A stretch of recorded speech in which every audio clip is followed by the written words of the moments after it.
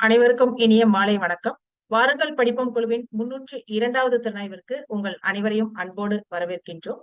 எங்கள் ஊரில் எங்கள் வாழ்க்கை மானிடவியலாளர் பக்தவத்சல பாரதி தொகுத்திருக்கும் இந்த நூலில் தமிழகம், ஈழம், அயலகம் வழியாக புகழ்பெற்ற 54 பண்பாட்டு ஆளுமைகள் தங்களுடைய கிராம நினைவுகளை நம்மிடம் பகிர்ந்து கொள்கின்றார்கள். திறனாய்வாளர் தமிழ் மரபு அறக்கட்டளை பன்னாட்டு அமைப்பின் தலைவர் முனைவர் க. சுபாஷினி அவர்கள். அவர் குறித்த அறிமுகம் வழங்குகிறார் வினோத் பரமானந்தன் அவர்கள். அதற்கு முன் நமது குழுவோடு இணைந்திருக்கும் mind your mind international team members அனைவரையும் அன்போடு வரவேற்கின்றேன். வினோத். அனைவருக்கும் மனதினிய மாலை வணக்கம். இந்த 302வது நிகழ்வுல இன்னைக்கு திறனாய்வு செய்யறவங்க முனைவர் சுபாஷினி மேடம். இவங்களை பத்தி சொல்றதுக்கே தனியா ஒரு திறனாய்வு வைக்கணும் அப்படின்ற அளவுக்கு இவங்களை பத்தியான நிறைய விஷயங்கள் இருக்கு. அதெல்லாம் இல்லாம ஷார்ட்டா மட்டும் அவங்க பத்தி சொல்லணும் அப்படின்னு ஆசைப்படுறேன் நான். முனைவர் சுபாஷினி அவர்கள் மலேசியாவில் உள்ள பினாங்கில் பிறந்து பள்ளி கல்வி பினாங்கிலும், பின் கன்னி இயந்திரத்துறையில் உயர்கல்வியை ஆஸ்திரேலியா மற்றும் ஜெர்மனியிலும், முனைவர் பட்ட ஆய்வை இங்கிலாந்திலும் முடித்தவர். ஜெர்மனி பாடன் உட்டன்பர்க் மாநிலத்தில் இப்போ வசிக்கிறாங்க. டிஎக்சி டெக்னாலஜிஸ் என்ற நிறுவனத்தின் ஐரோப்பிய பகுதிக்கான பொறியியலாளராக பணியாற்றுகிறார். சர்வதேச தமிழ் மரபு அறக்கட்டளை என்ற அமைப்பின் தோற்றுநர்களில் அதன் தலைவராகவும் செயல்படுகிறார். அதோட மொத்தம் சுபாஷினி மேடம் 14 புத்தகங்கள் வரைக்கும் எழுதியிருக்காங்க. ஊவேசாவுடன் ஒரு உலா, ஜெர்மானிய தமிழியல், உலக அருங்காட்சியகங்களுடன் 19 நூல்கள்.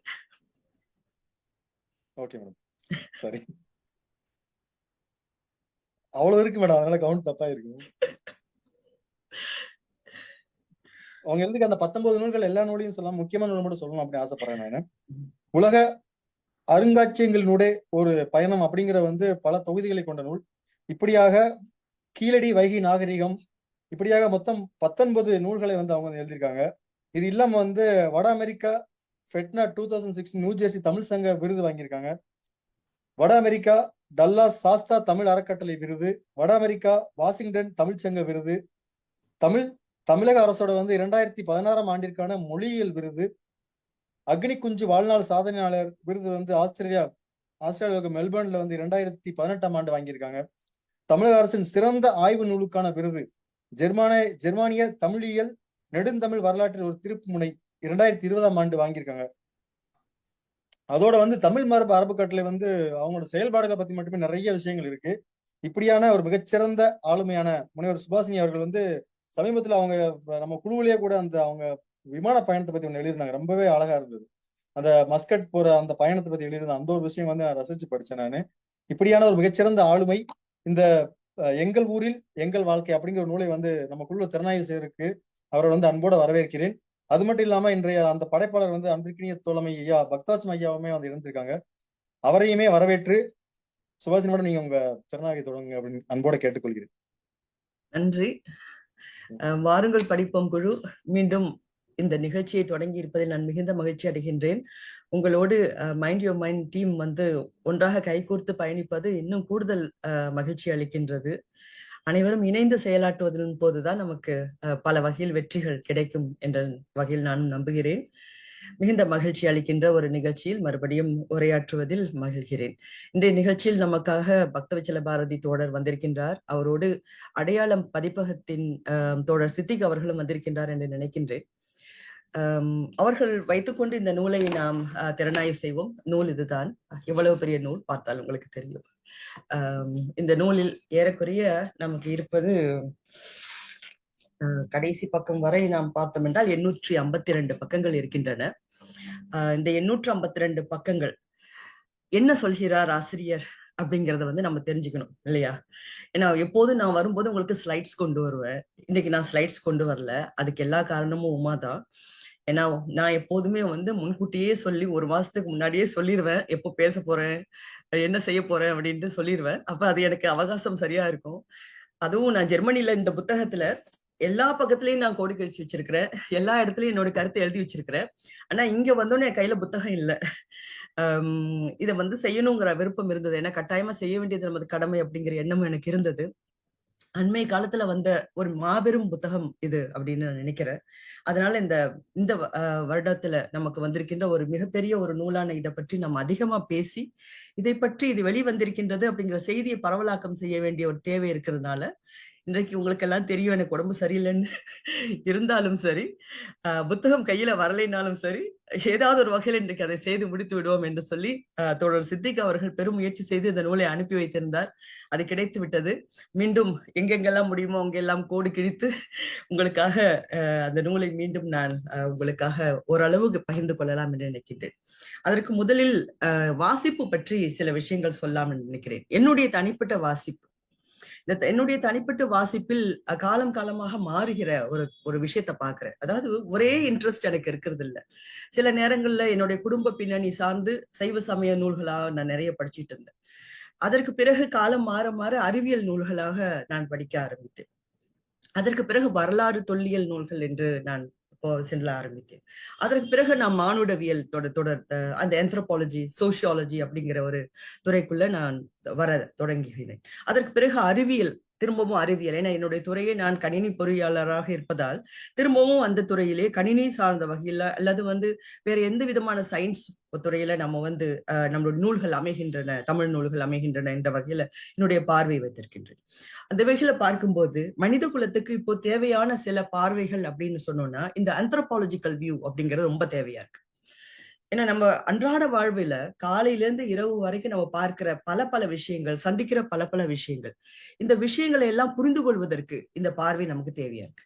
இது புரியாதனால்தான் நம்ம எல்லாரும் ஒரு சின்ன வட்டத்துக்குள்ளே இருந்து கொண்டு உலகத்தை இவ்வளவு பெரிய உலகத்தை நம்ம ஒரு சிறிய பார்வையாக வைத்துக்கொண்டு நம்ம எல்லாம் திக்குமுக்காடி கொண்டு இருக்கிறோம். சின்ன விஷயங்களா நம்ம பெரிய விஷயங்களாக நினைத்து கொண்டிருக்கின்றோம். இப்ப இந்த ஆந்த்ரோபாலஜிக்கல் வியூ என்று ஒரு சமூகவியல் பார்வைங்கிறது இல்லாட்டி மானிடவியல் பார்வைன்னு வந்துவிட்டால் அனைவரையுமே நம்ம ஒரு மூன்றாவது நிலையில வைத்து அவங்கள தள்ளி வைத்து நம்மையே கூட நம்ம தள்ளி வைத்து பார்த்து இதெல்லாம் வழியாக எத்தனை காலமாக வந்தவை, எப்படியெல்லாம் இவை செயல்பட்டு கொண்டிருக்கின்றன அப்படிங்கிற பல விஷயங்களை நம்மளால புரிஞ்சு கொள்ள முடியும். சரியா? சோ அந்த வகையில எனக்கு டாக்டர் பக்தவச்சல பாரதி ஐயா நினைக்கும் போது, தோழர் நினைக்கும் போது எனக்கு ஒரு வகையில பொறாமையா இருக்கு. ஏன்னா ஆரம்பத்திலேயே அவர் இந்த ஃபீல்டுக்கு நுழைஞ்சிட்டார். இதுவே அவருடைய தொழிலா இருக்கு. அது நமக்கு ஒரு வகையில பொறாமையா தானே இருக்கு இல்லையா? ஏன்னா காலங்காலமா நமக்கு பிடிச்ச ஒரு ஃபீல்ட்ல இருந்து பெரிய சாதனைகளை பண்ணியிருக்கார். பழங்குடி மானிடவியல், இப்ப சிங்களவரை பத்தி ஒரு மானிடவியல், தமிழர் மானிடவியல், திராவிடர் மானிடவியல் புத்தகங்களா எழுதியிருக்கார். மானிடவியல் வரையியல் பற்றி அவர் விளக்கங்களை வழங்கியிருக்கார். அவ்வளவு விஷயங்கள், அவ்வளவு நூல்கள், அது ஒன்னொண்ணுமே படிக்க வேண்டிய ஒரு விஷயம். தோப்பா அவர்கள் சொல்லுவாங்க இல்லையா, அறியப்படாத தமிழகம் அப்படின்னு சொல்லிட்டு இல்லையா? அந்த அறியப்படாத தமிழகத்தின் பல்வேறு நுணுக்கங்களை எல்லாம் நாம் அறிந்து கொள்ள வேண்டும் என்றால் அதற்கு ஏதாவது ஒன்று செய்ய வேண்டும். அதற்கு நம்ம வாழ்நாள் முழுசும் தமிழ்நாட்டில் இருக்க எல்லா கிராமங்களுக்கு போய் நம்ம பதிவுகளை செய்ய முடியாது. ஆனால் அந்த பல்பல கிராமங்கள்ல வாழ்ந்தவர்களை அவர்களுடைய கிராமங்களுடைய விஷயங்களை சொல்ல வைத்து, அதை எழுத வைத்து, அதை ஒரு தொகுப்பாக்கி அதை கொடுப்பதன் மூலமாக அந்த தனித்துவங்களை, கிராமங்களின் தனித்துவங்களை கதையாகவும் இருக்கலாம். கதைனா என்ன, சொந்த கதையை நம்ம சொல்றோம் இல்லையா? என்னோட சொந்த கதை சோக கதைன்னு சொல்றோம் இல்லையா? சோ அந்த மாதிரி அந்த கதையை சொல்லுவதே, அந்த விஷயத்தை சொல்வதே அது ஆவணப்படுத்தப்படுகிறது. அந்த வகையில் இது ஒரு மிகப்பெரிய ஒரு மானிடவியல் நூலாக இன்றைக்கு நமக்கு திகழ்கிறது. சரி, ஆசிரியருடைய சில விஷயங்களில் இருந்தே நாம் செல்லான்னு நினைக்கிறேன். இதுல முதல்ல அவங்க உமா சொன்னது போல 54 கட்டுரைகள் இதுல இருக்கின்றன. 53 கட்டுரைகள் மற்றவர்களோடு பக்தவச்சல பாரதி அவருடைய கட்டுரை ஒன்று இருக்கின்றது. அதுல நூல் மிக அழகா பிரிச்சிருக்கிறாங்க. எப்படின்னா ஒவ்வொரு கட்டுரையாளர் பத்தி ஒரு சிறு பத்தி கொடுத்து அவருடைய புகைப்படத்தையும் ஆரம்பத்திலே போட்டாங்க. இப்ப எனக்கு என்ன ஆனிச்சுன்னா, ஒவ்வொரு முறையும் நான் என்ன செய்வேன்னா, இந்த புத்தகத்துல இருக்க எல்லாரையும் நான் உடனே பார்க்கல. நான் ஒவ்வொரு கட்டுரைக்கும் சென்று விட்டேன். ஒவ்வொரு கட்டுரை சென்று விட்டு படித்து விட்டு இங்க பார்த்தா, ஓ இவர் தானே அவர், இவருடைய கதை தானே அது அப்படின்னு பார்க்கும்போது நமக்கு ஒரு பெரிய சர்ப்ரைஸா இருக்கு. இவரா, இவருடைய வாழ்க்கையா, இவருடைய கிராமமா இப்படி இருந்தது, இப்படி இருக்கிறது அப்படிங்கிற ஒரு பெரிய ஒரு மகிழ்ச்சியையும் ஒரு விஷயத்தையும் தருது. சரி, இந்த நூலுடைய விஷயத்தை குறிப்பிடுற போது நூலாசிரியர் என்ன சொல்றாருன்னா, இது அண்மைய காலம் பற்றியது. அதாவது என்னைக்கோ உள்ள கதை இல்ல, ராஜேந்திர சோழனோ ராஜராஜ சோழன் பற்றிய கதையெல்லாம் இல்ல, இது அண்மைய காலம் பற்றியது. இப்ப நமது வேர்கள், நாம் பிறந்து வளர்ந்த கிராமத்தில் வேரூன்றி இருக்கின்றன, அதுல சந்தேகமே இல்லை இல்லையா? சோ நமது கிராமத்திலிருந்து நாம் பெற்றுக்கொண்ட வலிமையும் ஆற்றலும் ஆளுமையும் எவையென வரும் தலைமுறையினர் அறிய வேண்டும். இப்போ உதாரணமா நான் இப்ப உமா வளர்ந்துருக்கிறாங்க வச்சுக்கோ, இல்லாட்டி வினோத் வளர்ந்துருக்கிறார், இப்ப ஒரு வயசுல இருக்கிறோம். இப்ப அந்த வளர்ச்சிக்கு பின்னணியில இருக்கிறது என்ன அப்படின்னு பார்த்தோம்னா, நம்மளுடைய அடிப்படையில ஏறக்குறைய அந்த 40 ஆண்டுகளை நம்ம கடந்து வந்திருந்தோம்னா, அந்த 40 ஆண்டுகளுடைய அடுக்கடுக்கான அனுபவங்கள் தான் நாம் இப்பொழுது, இல்லையா? அதுல நம்மளுடைய கிராமங்கள் இருக்கின்றன. அந்த கிராமம், நம்மை சுற்றி இருக்கின்ற சூழல், நம்ம பக்கத்துல இருக்க கோயில், நம்ம இருக்கிற மசூதி, இல்லாட்டி ஆறு, அங்க இருந்த சடங்கு முறைகள், இது எல்லாம் தான் நான்.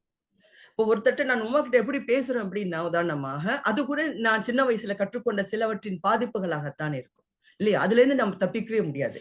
ஆக இதுதான் ஒரு சயின்டிபிக் அப்ரோச்சாக நம்ம பார்க்கணும். சோ இது ஆசிரியருக்கு ஒரு மிகப்பெரிய கனவாக இருந்திருக்கு அதை செய்யணும்னு. அது எப்படின்னா, அவர் இதை படிச்சுட்டு பட்டம் பெற்ற போது இந்த மாதிரி ஒரு பணியை செய்யணும்னு நினைச்சிருக்காரு. ஆனா ரிட்டையர்மெண்ட் வந்த பிறகுதான் அவருக்கு இது சாத்தியமாயிருக்கு. ஆனா சத்தியமா அவர் நினைக்கிறேன் ரொம்ப சந்தோஷப்பட்டுட்டு இருப்பார்னு நினைக்கிறேன் இந்த புத்தகம் வந்ததுக்கு. ஏன்னா மிகப்பெரிய ஒரு சாதனையை அவர் செய்துட்டார். சோ இதுல இருக்கிறது நம்ம சுயசரிதை அப்படின்னு சொல்ல முடியாது. இத சுயசரிதைன்னு சொல்ல முடியாது. ஆனால் அவர்கள் கடந்து வந்த பாதை, அந்த கடந்து வந்த பாதையை தான் ஒவ்வொருத்தருமே அவர்களுடைய விஷயங்களாக ஆவணப்படுத்தி இருக்கிறாங்க. இதுல ஆச்சரியப்படத்தக்க வகையில நம்ம சொல்றோம், எனக்கு தெரிஞ்ச வரைக்கும் என்ன தெரியும்னா, பெருநகரம் தெரியும், அப்புறம் சிற்றூர் தெரியும், சிறிய நகரம் தெரியும், கிராமம் தெரியும். ஆனா இவங்க சொல்லும் போது சிற்றூர், பேரூர், மூதூர், கிராமம் இது உள்ளிட்ட இடங்களில் தமிழர்களுடைய தொல்சீர் வாழ்விடங்கள், இந்த வாழிடங்கள், இது எல்லாவற்றையுமே ஆவணப்படுத்தக்கூடிய வகையில இதை ஆவணப்படுத்தியிருக்கின்ற ஒரு வகையில இத நம்ம காணலாம். இதுல இந்த கிராமங்கள்னு அப்படி பார்த்தோம்னாக்கா, இதுல ஒவ்வொரு பகுதிக்கான கிராமம், எல்லா கிராமமும் ஒரே மாதிரி இருக்கிறது இல்லை. இப்ப நான் மலேசியால பிறந்திருந்ததுனால, மலேசியால ஆரம்ப காலத்துல தமிழ் படங்கள் வரும். ஒவ்வொரு சனிக்கிழமையும் எங்களுக்கு தமிழ் படங்கள் வரும். அப்ப விஜயகாந்த் திரைப்படமோ அல்லது கமலஹாசன் படமோ இந்த மாதிரி தமிழ் படங்களை நாங்க பார்ப்போம். அப்படி பார்க்கும்போது எங்களுக்கு கிராம காட்சி பார்க்கும்போது எப்பொழுதுமே வயல் தெரியும், பசுமையா வயல் தெரியும். அப்புறம் அந்த ஏற்றம் எடுப்பது தெரியும். பெண்கள் பாவாடை தாவணியில அழகழகா வருவாங்க. கோயில்ல எல்லாரும் குடெல்லாம் தூக்கிட்டு போவாங்க. இந்த மாதிரியான ஒரு காட்சியை நம்ம பார்த்திருக்கோம். இதுதான் கிராம வாழ்க்கை. எங்களுக்கு அப்படிதான் இருந்தது. தமிழ்நாட்டில் கிராம வாழ்க்கைன்னா இதுதான் அப்படின்னு நாங்க அயல்நாட்டுல இருக்கிறவங்க எல்லாம் அந்த மாதிரி ஒரு முடிவை கட்டிட்டோம். அது அயல்நாட்டுல இருக்கிற எங்களுக்கு விட்டுருவோம். தமிழ்நாட்டுல சென்னையில இருக்கிற பசங்களை இப்ப கேட்டு பார்ப்போமே, கிராம வாழ்க்கைன்னா என்ன? இப்ப தமிழ் படத்துல வருகின்ற சில பாடல்கள், சில நடனங்கள், சில திரைப்படங்கள், இதுதான் கிராம வாழ்க்கையோ அப்படிங்கிற ஒரு எண்ணம் மனசுல அவங்களுக்கு ஆழமா பதிந்துட்டு. சரி, ஆனா அது இல்லை அப்படிங்கறத இந்த புத்தகம் ரொம்ப அழகா நமக்காக விவரிச்சு காட்டுது. எப்படின்னா, பிரதேச நெறிமுறைகளின் வாழிட நெறிமுறைகளோடு இணைக்கப்பட்டன சாதிகளின் வீரியம் ஒரு புறம். ஒவ்வொரு கிராமத்திலும் சாதிகளோட வீரியம் ரொம்ப பெருசா இருக்கு. சாதிகளின் அகவண கட்டுப்பாடு மறுபுறம், அதுவும் கட்டாயமாயிருக்கு. இவற்றினுடைய குடி ஊழியம் சார்ந்த கூட்டு வாழ்வு மைய அச்சாணி ஆகிறது இந்த கூட்டு வாழ்வு. ஏன்னா எப்படியோ பட்ட ஒவ்வொரு கிராமத்திலும் ஏதாவது ஒரு வகையில சில கட்டுப்பாடுகள் இருக்கு. இந்த கட்டுப்பாடுகளை நம்ம குளோரிஃபை பண்ணி தமிழ் படங்கள்லாம் காட்டிடுச்சு. அதனால நம்ம எல்லாரும் கிராமத்து கட்டுப்பாடு தான் வாழ்க்கை அப்படின்னு நம்ம நினைச்சிட்டு இருக்கோம், இல்லையா? சோ அந்த மாதிரியான வாழ்க்கைக்குள்ள எத்தனை நன்மைகள் இருக்கு, எத்தனை சிரமங்கள் இருக்கு, எப்படி வாழ்க்கை இருந்தது, இந்த கலவையான அனைத்து விஷயமும், சமூகம் இருக்கு, பொருளாதாரம் இருக்கு, வாழ்க்கை இருக்கு, சமய வழிபாடுகள் இருக்கு, இதெல்லாம் எப்படி கலந்து வருகிறது அப்படிங்கறத பார்ப்பதற்கு இந்த ஸ்டடிஸ் நமக்கு தேவையா இருக்கு. ஆக இதுல ஆசிரியர் இந்த 53 பேருடைய அணுகி இவர் இந்த கட்டுரைகளை எல்லாம் எடுத்திருக்கின்றார். இதுல ரொம்ப மற்ற கட்டுரைகளுக்கு போகிறதுக்கு முதல்ல நம்ம பார்க்க வேண்டியது தோழர் பக்தவச்சல பாரதி அவர்களுடைய முதல் கட்டுரை தமிழ் ஊர்கள் அப்படிங்கிற பேர்ல அவர் கொடுத்திருக்கிறார். அவர் சிந்துவெளியிலேருந்து தொடங்குகிறார். இந்த தமிழர் பண்பாடு அப்படின்னு நம்ம பார்க்கும்போது சிந்துவெளியிலேருந்து நம்ம தொடங்கி கொண்டு எப்படி நமக்கெல்லாம் கொற்கை வஞ்சி தோண்டி எல்லாம் இருந்தது, அப்படி முருகன் வழிபாடோட தொடர்ச்சி, சங்கத்தமிழ் இலக்கியங்கள்ல எப்படி எல்லாம் வந்தது, வழிபாடுகள்லாம் எப்படி இருந்தது, சங்க காலம் எப்படி இருந்தது, இரும்பு காலம் இப்போ பேச ஆரம்பிச்சிட்டோம் 5000 ஆண்டுகள் அப்படின்னு, இரும்பு காலம் விட்டது, அதை பற்றி எல்லாம் பேசி கொண்டு வருகின்றார். இப்படி வரும் பொழுது ஆச்சரியப்படத்தக்க வகையில அவருடைய பகுப்பு இருக்கின்றது. It's very scientific. சோ சிதறிய குடியிருப்புகள் அப்படிங்கிற வகையில ஒவ்வொரு பகுதியும் எப்படி தனித்தனியாக இந்த வாழ்க்கை முறை அதுல பிரிகிறது.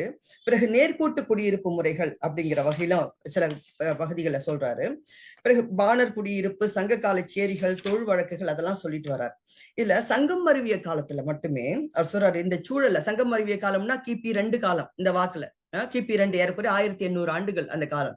இதுல அவர் சொல்றது 51 வகையான ஊர்கள் தோற்றம் பெற்றன அப்படிங்கிறார். நான் முதல்ல சொன்ன எத்தனை ஊர்கள்ங்கிற பேர் நமக்கு தெரியாது. ஆனா அவர் சொல்ற ஊர்கள் 51 ஊர்கள் சொல்றார்.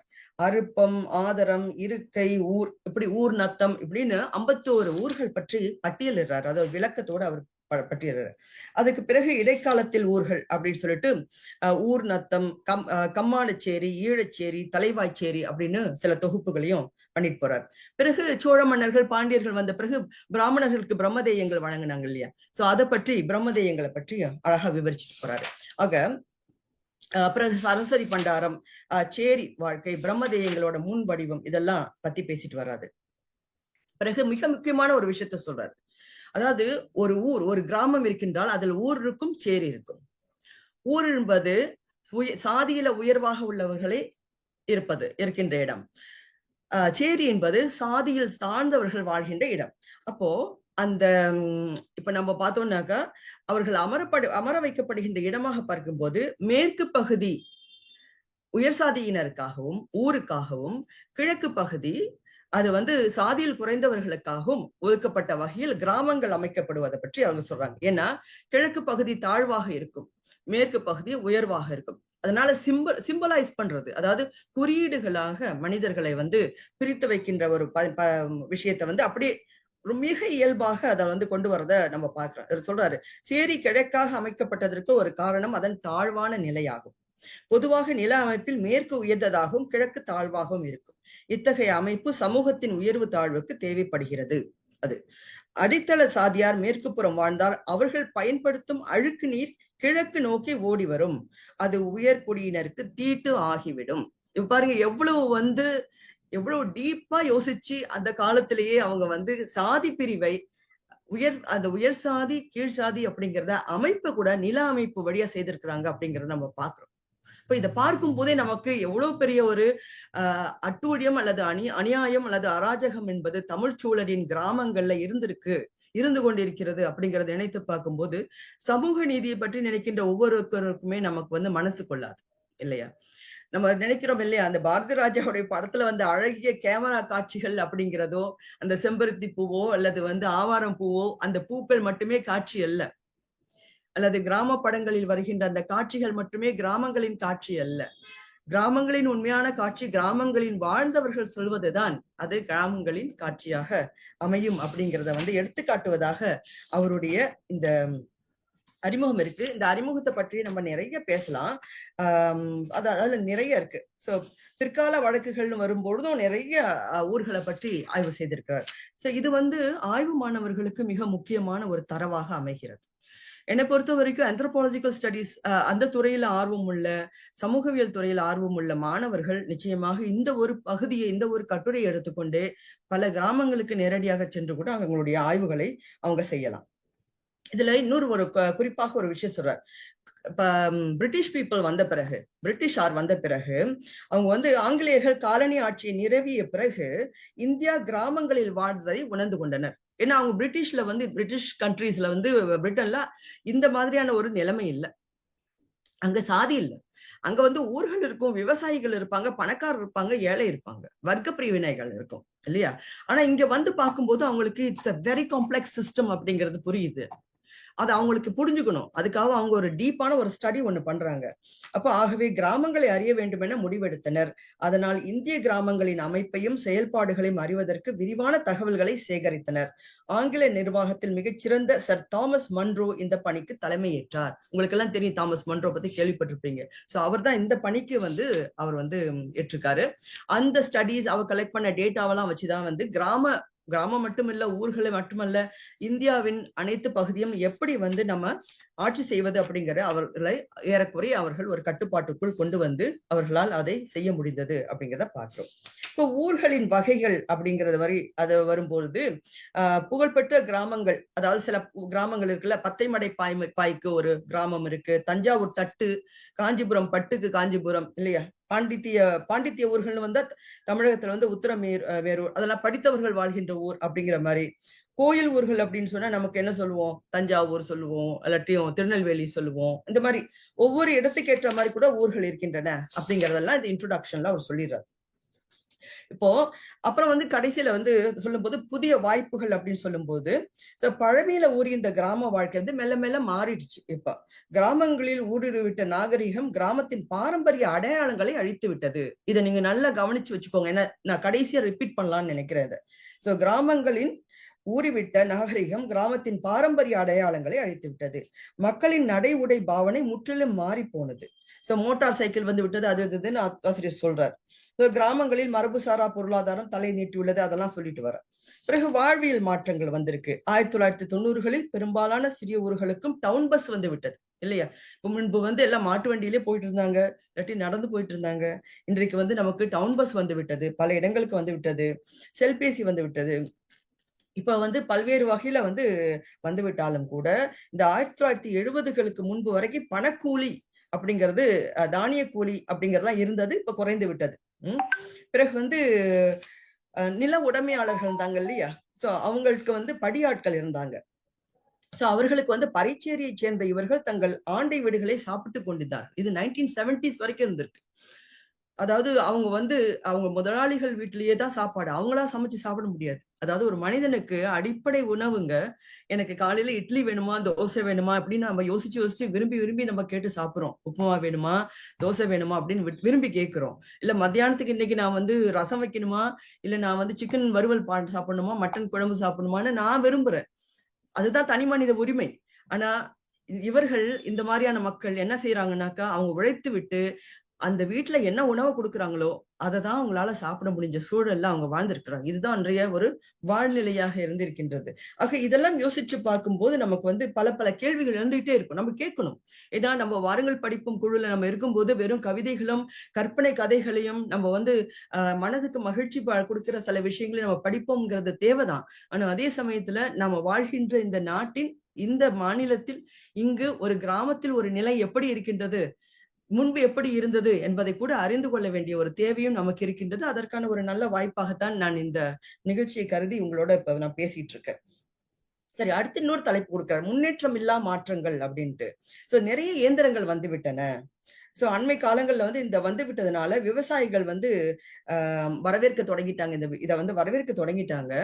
ஆனால் இந்த கால்நடை விவசாய வேலைகள் இப்போது அருகிவிட்டன. அதனால விலங்குகள் வந்து கால்நடையா இருந்து வேலை செய்வது வந்து குறைந்து விட்டது அப்படிங்கிற ஒரு குற்றத்தை வைக்கிறார். கிராமங்கள்ல முன்னேற்றங்கள் வந்து விட்டன. இதையே நான் திரும்ப ரிப்பீட் பண்ணலாம்னு நினைக்கிறேன். பிறகு இப்ப கிராமத்து விவசாயிகள் இயந்திரமயமாக்கலில் புதிய நுணுக்கங்களை அவங்க கையாளுகின்றனர். சோ அதுல வந்து பலவிதமான நன்மை தீமை எல்லாமே இருக்கு, சரிங்களா? சோ அடுத்த பிரச்சனை வந்து நிலத்தடி நீர், அது குறைஞ்சிட்டு வருது. ஏன்னா நிறைய எக்ஸசிவா நிறைய தண்ணீர்களை எல்லாம் எடுத்து விட்டாங்க. அதனால கிணற்றுல இருந்தா ஆழ்துளை கிணறுகள் ஆழம்லாம் இப்போது போதுமானதா இல்லை அப்படிங்கிற குறைகளை வைக்கிறாரு. இப்போது கட்சி அரசியலும் கிராமத்துல வந்து பல பிரச்சனைகளை உண்டாக்கிக்கிட்டு இருக்கு. ஒவ்வொரு கட்சியும் ஒவ்வொரு விதமான பிரச்சனைகள் பண்றாங்க. மிக இயல்பாக வாழ்ந்த மக்கள் கூட இப்போ பல்வேறு விஷயத்துல வந்து உபத்திரம், எதுக்கெடுத்தாலும் லஞ்சம், எதுக்கெடுத்தாலும் கையூட்டு அப்படிங்கிற ஒரு வாழ்க்கை இப்ப போயிட்டே இருக்கு. சோ இது வந்து இந்த பெரிய கொடிய நோய்கள் எல்லாம் நாம வந்து இது புற்றுநோய் மாதிரி இருக்குன்னு சொல்லி அவர் முடிக்கின்றார். சரி, இதற்கு பிறகு நம்ம பார்த்தோம்னா ஏறக்குறைய 53 கட்டுரைகள் இருக்கின்றன. இந்த 53 கட்டுரைகள்ல சிலவற்றை மட்டும்தான் என்னால் எடுக்க முடியும். ஏன்னா ஒவ்வொன்றுமே சொல்லலாம், அவ்வளவு அருமையா இருக்கு. ஆனா ஒரு சில மட்டும்தான் எனக்கு சொல்ல முடிகின்றது. இதுல ஒன்று வந்து கோ ராமசாமி அப்படிங்கிற தோழர் எழுதின பாலம் ராசக்காப்பட்டி, அது 70,000 பழமொழிகள் வாழுமிடம். அவர் கிராமத்தை எப்படி பார்க்கிறாரு அப்படின்னு பார்வை பார்த்தோம்னா, தமிழுக்கு வந்து மிக முக்கியமான ஒன்று வந்து பழமொழி இல்லைங்களா? அதாவது செய்யுட்கள் அப்படின்னு சொல்றோம், அதுல பலவிதமான அரிசி விருத்தம் சொல்றோம், கட்டுரைகள், கவிதைகள் அப்படிலாம் சொல்றோம். அதுல பழமொழிகளுக்கு முக்கிய இடம் இருக்கு. ஆனா தன்னுடைய கிராமம் அவருக்கு நிறைய பழமொழிகளை வழங்கி இருக்கு அப்படிங்கறத அவர் குறிப்பிடுறார். அந்த கிராமம் எங்க இருக்குன்னா, திண்டுக்கல் பழனி சாலையில் திண்டுக்கல்லில் இருந்து 8 கிலோமீட்டர் தொலைவில் குடகனாறு பாலத்தை ஒட்டி அமைந்துள்ள பாலம் ராசக்காப்பட்டியே எனது கிராமம் அப்படிங்கிறாரு கோ ராமசாமி. சோ இங்க வந்து ஒரு நிமிஷம். சோ இந்த கட்டுரையில நான் நிறைய சாதி பேர் சொல்லுவேன், யாரும் தவறா நினைச்சுக்க வேணாம், ஏன்னா அப்படியே இருக்கிறது தான் நான் சொல்ல முடியும். சோ கோனார் சாதியினர், கோனார் சாதியினர் அதிகம் இருந்தால் சோ அந்த இடத்துல வர்ற பழமொழிகள் என்னன்னா, ஆடு மாடு இல்லாதவன் அடைமழைக்கு ராசா, பொண்டு பிள்ளைகள் இல்லாதவன் பஞ்சத்துக்கு ராசா அப்படிங்கிற பழமொழி. அது ஆடுகளின் எண்ணிக்கையை வைத்தே கோனார்களின் அந்தஸ்து நிர்ணயிக்கப்படுகிறது, ஒரு பழமொழி. அடுத்து கோனார்களிடையே சண்டை வந்தால் சீக்கிரம் தீராது, அதனால் கோணான் புத்தி குறுக்கு புத்தி, கோணான் வழக்கம் குறவன் வழக்கம் கொஞ்சத்தில் தீராது என்ற பழமொழிகள் இது பிறந்திருக்கு. அப்புறம் வெள்ளாளர் சாதி. வெள்ளாளர் சாதி வந்து அவங்க பெரும்பாலும் விவசாயத்தை நம்பி இருக்கிறவங்க. இவங்களுக்கு வேலிக்கு பின்னாடி போனாலும் வெள்ளாளன் பின்னாடி போகாதே அப்படிங்கிற ஒரு பழமொழி. கள்ளன் மறவன் கனத்ததோர் அகம்படியன் மெல்ல மெல்ல வந்து வெள்ளாளன் ஆனான் அப்படிங்கிற ஒரு பழமொழி. பிறகு காயில் கெட்டது கத்திரிக்காய், சாதியில் கெட்டவன் வெள்ளாளன் அப்படிங்கிற பழமொழி இப்படி அந்த சாதியை ஒட்டி வருகிறது. பிறகு அவர் ஊர்ல இருக்க ரெட்டியார்களை பத்தி சொல்றாரு. ரெட்டியார்களை பத்தி சொல்லும் பொழுது அவர்கள் வந்து தெலுங்கு பேசுறவங்க இல்லையா ரெட்டியார்கள். அப்படி வரும்போது காட்டுக்கு ஒரு வெட்டில் பூச்சி, ஊருக்கு ஒரு ரெட்டி, எட்டி நிழலில் நின்றாலும் ரெட்டி நிழலில் நிக்காது, பேரு பெத்த பேரு தாகத்துக்கு நீர் லேது. இதெல்லாம் கேள்விப்பட்டிருப்பீங்க நிறைய இல்லையா. சோ இந்த மாதிரி. பிறகு கவுண்டர்கள் வந்து குறைவா வந்திருக்காங்க, ஆனாலும் அவங்கள பத்தியும் வந்திருக்கு. காட்டை வித்தும் கவுண்டன் கள்ளு குடிப்பான், கவுண்டன் வீட்டுக்கு காவல் நாய் தேவையில்லை, இப்படி வந்து சில பழமொழிகள் வந்திருக்கு. பிறகு நாடார்கள் பத்தி வரும்போது அடுத்த அவங்க ஊர் நாடார்கள் அப்படின்னு வரும்போது, பதநீர் காலத்தில் நாடார் அம்மா, பதநீர் முடிஞ்சா நாடாத்தி. இதெல்லாம் ஒவ்வொன்றும் நீங்க படிச்சு நீங்க கேட்டு நீங்க இன்டர்பிரட் பண்ணிக்கலாம். சக்கிலியனை தொட்டா தீட்டு, சாணானை பார்த்தா தீட்டு அப்படிங்கிற ஒரு பழமொழி. பிறகு பனை நட்டவன் பார்த்துக்கிட்டு சாவான், தென்னை நட்டவன் தின்னுபிட்டு சாவான், இப்படி ஒரு பழமொழி. இப்படி மக்கள் மத்தியில வந்து வாழ்கிற இது. அப்புறம் பல்லர் சாதிக்குன்னு, பள்ளம் பார்த்து விவசாயம் செய்வோம் பல்லன், பள்ளி நெல்லி விளைத்தால் பாயில் படுக்க மாட்டான், இப்படின்ட்டு ஒவ்வொரு சாதிக்கும் அவரோட கிராமத்துல இருந்த விஷயங்கள் எல்லாம் அவர் வந்து நல்லா பார்த்து உன்னிப்பா கவனித்து அந்த பழமொழிகளையும் எடுத்து அதோட போட்டிருப்பது ரொம்ப இயல்பாக எப்படி இந்த பழமொழிகள்லாம் உயிர்த்து வந்தன, பிறந்து வந்தன அப்படிங்கிறதுக்கு ஒரு காரணமா இருக்கு. இதுல வண்ணார்களை பத்தி சொல்லும் போது சிறப்பா இருந்தது எனக்கு ஒரு விஷயம், உதைப்பானுக்கு வெளுப்பான் சாதி வண்ணான் அப்படின்ட்டுன்னு. ரொம்ப இதெல்லாம் இயல்பா வருது பாருங்க. வண்ணானுக்கு வண்ணாத்தி மேல ஆசை, வண்ணாத்திக்கு கழுத மேல ஆசை, இந்த மாதிரியான ஒரு மிக இயல்பான சில விஷயங்கள் இதுல வருது. ஆனா நீங்க ஒவ்வொன்றையும் படித்தீர்கள் என்றால் அது வந்து நமக்கு ஒரு மிக அழகிய ஒரு அனுபவத்தை தரக்கூடிய ஒரு கட்டுரையாக அமையும். இந்த கோ ராமசாமி என்பவர் வந்து திண்டுக்கல் மாவட்டம் பாலம் ராசக்காப்பட்டியில் பிறந்தவர். அந்த காலத்தில் பெரிய 10, அதாவது 11ஆம் வகுப்பு படித்தவர். தான் தொகுத்த 70,000 பழமொழிகளில் 50,000 பழமொழிகளை அகர வரிசைப்படுத்தி காந்தி கிராம பல்கலைக்கழகத்தில் ஒப்படைத்துள்ளார். இதான் இவருடைய ஒரு சாதனை. அவருடைய கட்டுரை தான் நம்ம முதல்ல நம்ம பேசினது. அடுத்தது வந்து நம்ம பார்க்க போறது மஞ்சக்கொள்ளை, காட்டு உணவுகளின் சீமை அப்படிங்கிறது மஞ்சக்கொள்ளை. இது ஆரு ராமநாதன் அவர்கள் வந்து அவங்களுடைய கட்டுரை. இந்த கட்டுரை எதனால் நான் தேர்வு செய்தேன்னாக்கா, ஒரு கிராமம் எப்படி வந்து உணவுகளை பற்றி காட்டுகிறது அப்படின்னு. இன்றைக்கு நமக்கு வந்து உணவுகளை பற்றி நிறைய பிரிச்சு பேச தெரியறது இல்ல. ஏறக்குறைய நமக்கு தெரிஞ்ச சில காய்கறிகள் பேரை சொல்றோம், இறைச்சி வகைகளை பற்றி சொல்றோம். ஆடு மாடு கோழி, அப்புறம் இது இறால், அது சாப்பிட்றோம் அசைவத்துல. அப்புறம் அவரைக்காய், பைத்தங்காய், பீர்க்கங்காய், வெண்டைக்காய், தக்காளி அப்படி சாப்பிட்றோம். ஆனால் இவருடைய கட்டுரையை படித்து நான் அசந்துட்டேன், உண்மையில எப்படி ஒரு தொகுப்பா அப்படின்னு. அவர் என்ன சொல்றாருன்னா, முன்பு தென்னார்காடு மாவட்டம் சிதம்பரம் வட்டத்தில் இருந்ததா இந்த மஞ்சக்கொள்ளை, தற்போது கடலூர் மாவட்டம் புவனகிரி வட்டத்தில் உள்ளது. சரி, அதுல வீட்டில் சமைத்து உண்ணும் உணவுகளை வீட்டு உணவுகள் எனலாம். வீட்டுக்கு வெளியே குளம் குட்டைகளில், தோப்பு துறவுகளில், வயல் வரப்புகளில், காடு கரம்பைகளில் கிடைத்து உண்ணும் உணவுகளை காட்டு உணவுகள். சோ அவருடைய தலைப்பே காட்டு உணவு. இப்ப காட்டு உணவுனா என்னன்னு அந்த டெபினிஷன் கொடுத்துறாரு. வீட்டுல சமைக்கிறதே இல்ல, வெளியில கிடைக்கிறதா அந்த காட்டு உணவு. அதுல 2 வகையா பிரிக்கிறார். இந்த காட்டு உணவுல 2 வகை இருக்கு. அதாவது ஒன்று வந்து வெளியே வயல்வெளிகள்ல கிடைக்கிறத அவித்து சுட்டு வாட்டி சாப்பிடுறது ஒரு வகை, அடுத்தது அப்படியே எடுத்து சாப்பிடுறது இன்னொரு வகை அப்படின்னு சொல்றாரு. அப்படி சொல்லும்போது காட்டு உணவுகள்ல வந்து இதுல எப்படின்னா மணத்தக்காளி, சீமை தக்காளி, முசுமுசுக்கை, வெள்ளரிக்காய் சுவையை ஒத்ததாது, அப்புறம் வந்து கோவை பழம், துளசி இலைகள், அம்மான் பச்சரிசியின் துவர்ப்பான சிறிய காய், பெருநெல்லிக்காய், கிழுவை மர இலை துளிர்கள், இதெல்லாம் நம்ம சாப்பிடுறோமா இல்லையே. சோ இதெல்லாமே அவர் பட்டியல் போடுறார். அப்புறம் வந்து பனைமரம் இருக்குல்ல, பனைமரம் பழுக்கும் காலத்துல வந்து நடக்கிற விஷயத்த ஒண்ணு சொல்றாரு. பழுக்கும் காலத்தில் எங்கள் வேட்டை தொடங்கும், அது வேட்டைங்கிறாரு. ஏன்னா அந்த பனம்பழத்தை ஓடி போய் எடுக்கிறது ஒரு வேட்டை. சோ அதுல வந்து பகலில் பழம் விழும்போது அங்கிருப்பார் யாரோ அதனை எடுத்து சென்று விடுவார்கள். ஆனால் இரவில் விழும் பழம் பார்ப்பாரற்று வயல் செட்டில் விழுந்துடும். இப்ப காலையில விடியற் காலையில போயிட்டு அதை போய் தேடி எடுத்து அவங்க எடுத்துருவாங்க. எடுத்து கழுவி ஆசை தீர்ந்து வாசனை நுகர்ந்து மேல் தோலை பற்களால் கடித்து உரித்து உள்ளே உள்ள நாரோடு உள்ள பழத்தை பற்களால் கடித்து மென்று சாற்றை விழுங்கினால் சுவையோ சுவை. சோ இது இந்த காட்டு உணவுடைய அது கிடைக்கிறது, அதை தேடி எடுக்கிறது, அதை எப்படி எடுத்து நம்ம வந்து நமக்கானதை ஆக்கிக் கொள்வது, நம்ம சாப்பிட்டு அதை சுவைப்பது அப்படிங்கறதெல்லாம் ரொம்ப அழகா சொல்றாரு. அப்புறம் குளத்து நீரில் எங்களின் ஓரி ஆட்டம் அதை பற்றி சொல்றாரு. கவிழ்ந்து படுத்து இரு கால்களிலும் மாறி மாறி விளையாடுறது, அது கிராமத்துலதான் அந்த தண்ணியில விளையாட முடியும். அப்படி பண்ணும்போது தாமரை கொடிகள் பக்கம் நடந்தால் அப்படியே போய் கீழே போய் தேடி பார்த்தாக்கா தாமரை கிழங்கு வரும். சோ அதை எடுத்து நாம அந்த அவ்வளவு விளையாண்ட பிறகு அதை சாப்பிட்டா நமக்கு அவ்வளவு சுவையாக இருக்கும் அப்படின்னு அவர் சொல்றாரு இந்த உணவு விஷயத்தை பற்றி. இவர் ஆறுமுகம் அவர்கள் இருங்க அவரை பற்றியும் சொல்லிடுவோம் யாருன்ட்டு.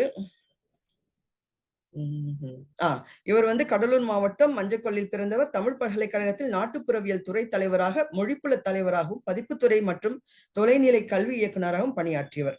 நாட்டுப்புறவியலில் 40க்கும் மேற்பட்ட நூல்களை வெளியிட்டவர். சென்னையில் வசிக்கிறார். அவருடைய கட்டுரை அது. எவ்வளவு சின்ன வயசுல அவர் அத்தனை ஒரு பட்டியலே போட்டிருக்காருல்ல. செம்பருத்தி, மணத்தக்காளி, முசுமுசுக்கை, கோவைப்பழம், அம்மான் பச்சரிசி, அரசம்பழம், ஆலம்பழம் அப்படின்னு ஒரு பெரிய பட்டியலே, அந்த காட்டுணவு பட்டியலை போட்டிருக்காரு. சரி, அடுத்ததாக உள்ள கட்டுரை சூளை.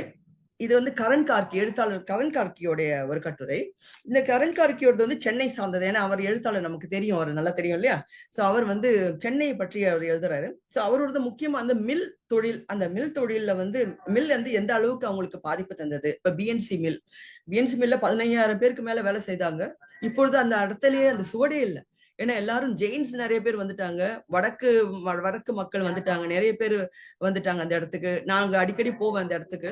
நீ 2 நாளைக்கு முன்னாடி கூட போயிருந்தேன், போய் பார்த்தேன், அந்த பகுதிக்கு போயிருந்தேன். இப்ப பார்க்கும்போது இப்ப பிஎன்சி மில் அந்த சுவடே இல்லை. இப்ப பார்க்கும்போது இவருக்கும் சரி, ஆறுமுகம் அவருக்கும் சரி, இதெல்லாம் இப்ப பார்க்கும்போது ஒரு கவலை வருது. நம்ம பழசை இழந்துட்டோமோ அப்படின்னு அவருக்கு ஒரு கவலை. ஒரு கிராமத்துடைய இயற்கை வாழ்க்கையை நம்ம இழந்துட்டோமே அப்படிங்கிற ஒரு கவலை இருக்கு. இப்ப புங்கவர்த்தம் அடுத்தது காசி மாரியப்பனுடையது. சரி, காசி மாரியப்பன் சித்திரையில் உயிர் பெறும் வீடு அப்படிங்கிற வகையில அவர் எழுதியிருக்காரு. சோ இவருடைய கதை இது விஷயத்தை நான் எடுத்தது காரணம் அவரோட ரொம்ப காம்ப்ளெக்ஸான ஒரு கிராமமா இது தெரியுது. இது இருக்கிற இடம் இது okay, I think somewhere near இது எட்டயபுரம் தான். எட்டயபுரம் அருகே இருக்கின்ற ஒரு ஊர் இந்த புங்கவர்த்தம் அப்படிங்கிறது.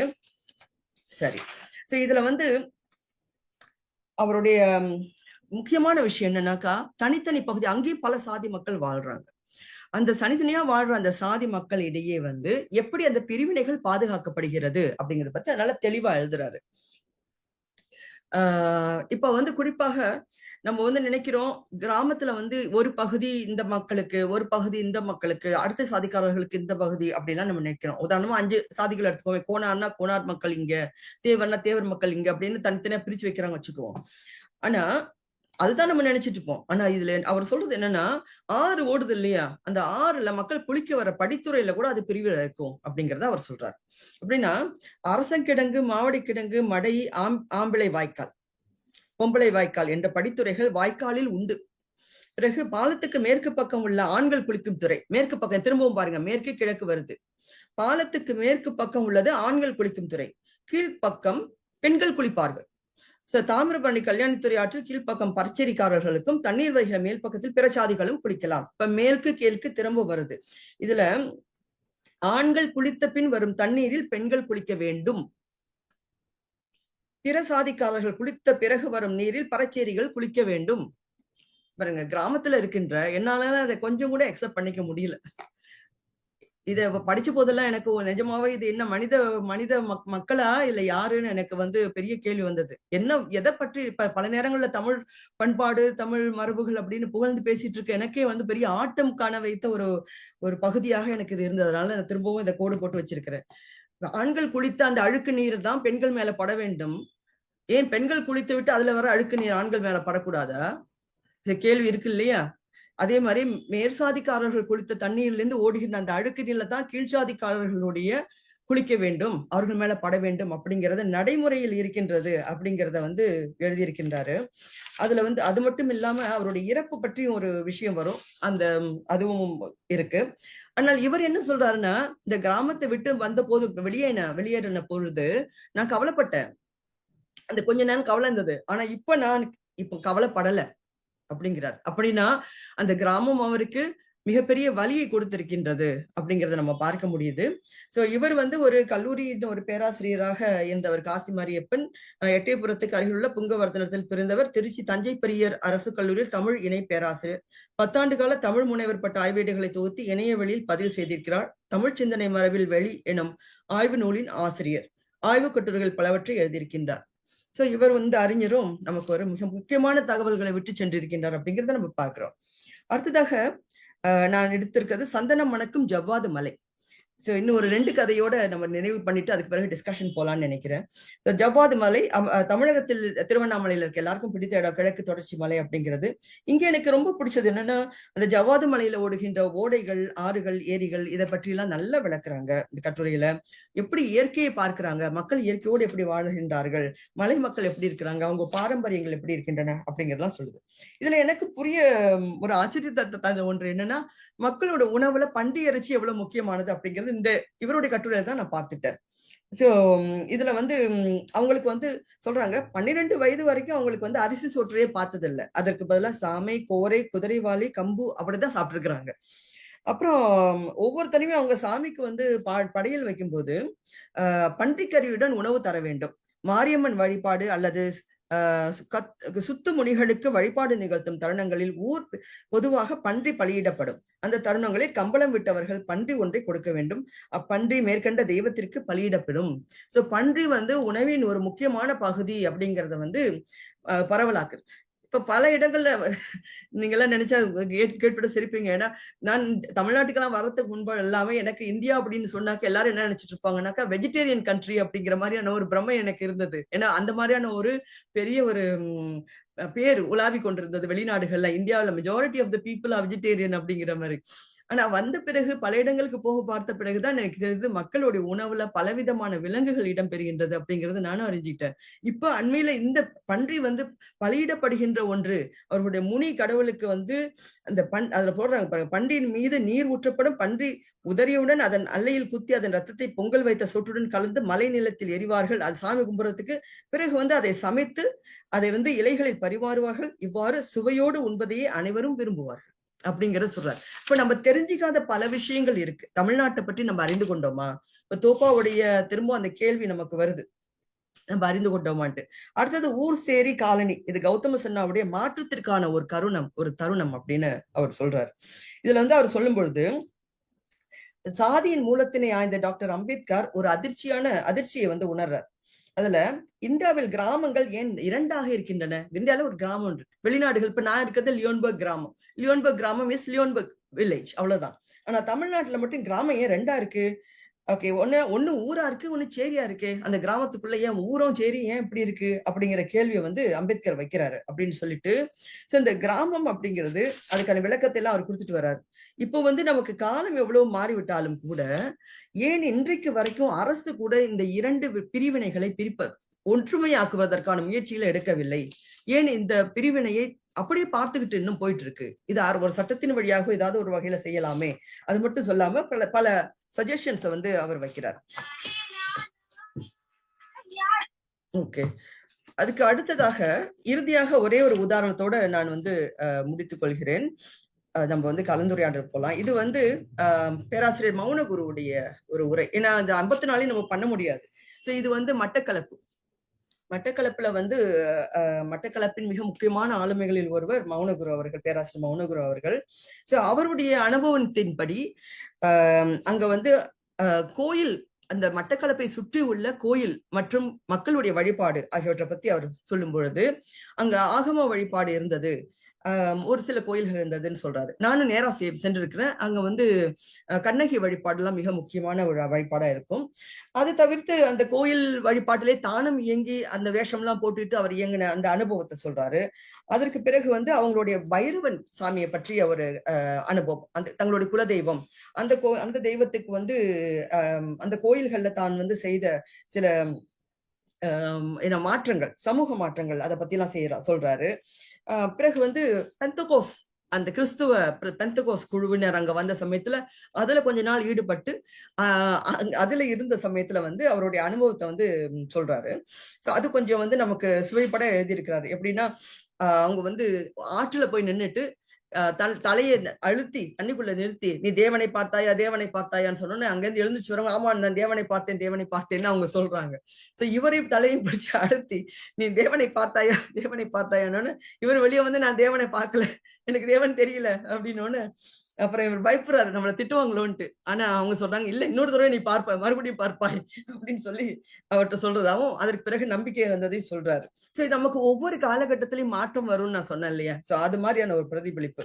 பிறகு கிறிஸ்துவ கத்தோலிக்க அனுபவம், பிறகு வந்து அங்கே இருக்கிற புத்த மத அனுபவம் இப்படின்னு வந்துட்டு பிறகு தன்னுடைய வாழ்நாள் முழுவதும் அவர் வந்து இந்த அனுபவங்களை எல்லாம் பார்த்த பொழுது தன்னுடைய வாழ்நாளை வந்து பிறகு வந்து கைலாசபதி பேராசிரியருடைய தொடர்பு வந்த பிறகு எப்படி தான் மாற்றிக்கொண்டேன் அப்படிங்கிற வகையில அவர் வந்து சொல்றார். அது வந்து தன்னுடைய வாழ்க்கையே மாற்றியது. ஏன்னா இந்த கிராமம் வந்து அனுபவம் தான் தன்னை வந்து பிற்காலத்துல வந்து ஒரு கலைத்துறையில ஒரு கூத்து கலைகள் அப்படிங்கிற வகையில ஒரு சமூகவியல் பேராசிரியராக தன்னை மாற்றியது. தன்னுடைய அடையாளத்துக்கு காரணமாக இந்த கிராமம் இருந்தது அப்படிங்கறத பத்தி அவர் சொல்றார். சரி, இப்ப வந்து இவ்வளவுதான் என்னால சொல்ல முடியும்னு நிறைய இருக்கு. ஒவ்வொன்றையும் சொல்லலாம், நிறைய இருக்கு. ஒவ்வொன்றும் சுவைப்பட சொல்லலாம். இப்ப என்ன பொறுத்த வரைக்கும் இந்த நூல் வந்து சொல்லியிருக்க விஷயங்கள் இந்த முன்னேற்றம் இல்லா மாற்றங்கள் அப்படின்னு சொல்லியிருக்காரு இல்லையா ஆசிரியர். சோ அதுல வந்து இந்த அயல்நாட்டு விவசாயிகளை ஒப்பீடு பண்ணி பார்க்கணும்னு நினைக்கிறேன். அயல்நாட்டு விவசாயிகள் வந்து இயந்திரங்களை பயன்படுத்துறாங்க. உதாரணமா நான் வாழ்ற கிராமத்திலேயே ஒரு விவசாயி இருக்கிறாரு, அவங்க குடும்பம் இருக்கிறாங்க, பெரிய குடும்பமா இருக்கும். சோ அந்த பெரிய குடும்பங்கள் அத்தனை பேருமே என்ன செய்யறாங்கனாக்கா அவங்க வந்து குதிரை வளர்க்குறாங்க, மாடுகள் வளர்க்குறாங்க, வயல் பெரிய பெரிய வயல்கள் வச்சிருக்கிறாங்க. அது வரப்பு இல்லாத வயல்களா பெருசு பெருசா இருக்கும், பெரிய பெரிய வயல்கள். அந்த பெரிய பெரிய வயல்கள்ல அவர்கள் வந்து என்ன பண்றாங்கன்னா இயந்திரங்களை பத்தி பண்றாங்க. ஆனா இங்க வந்து தொழிலாளி இல்ல, இதான் வித்தியாசம். விவசாயியே தானே செய்வார். சோ இங்க இருக்கிற இந்த ஆண்டான் அடிமைங்கிறதோ உழைக்கிறதற்காக ஒரு ஜாதி அப்படிங்கிறதோ அங்க இல்ல. இப்ப அந்த இயந்திரங்கள் வரும்பொழுது அவங்களுக்கான வளர்ச்சிங்கிறது கூட வருது இயந்திரங்கள் பயன்படுத்தும் போது.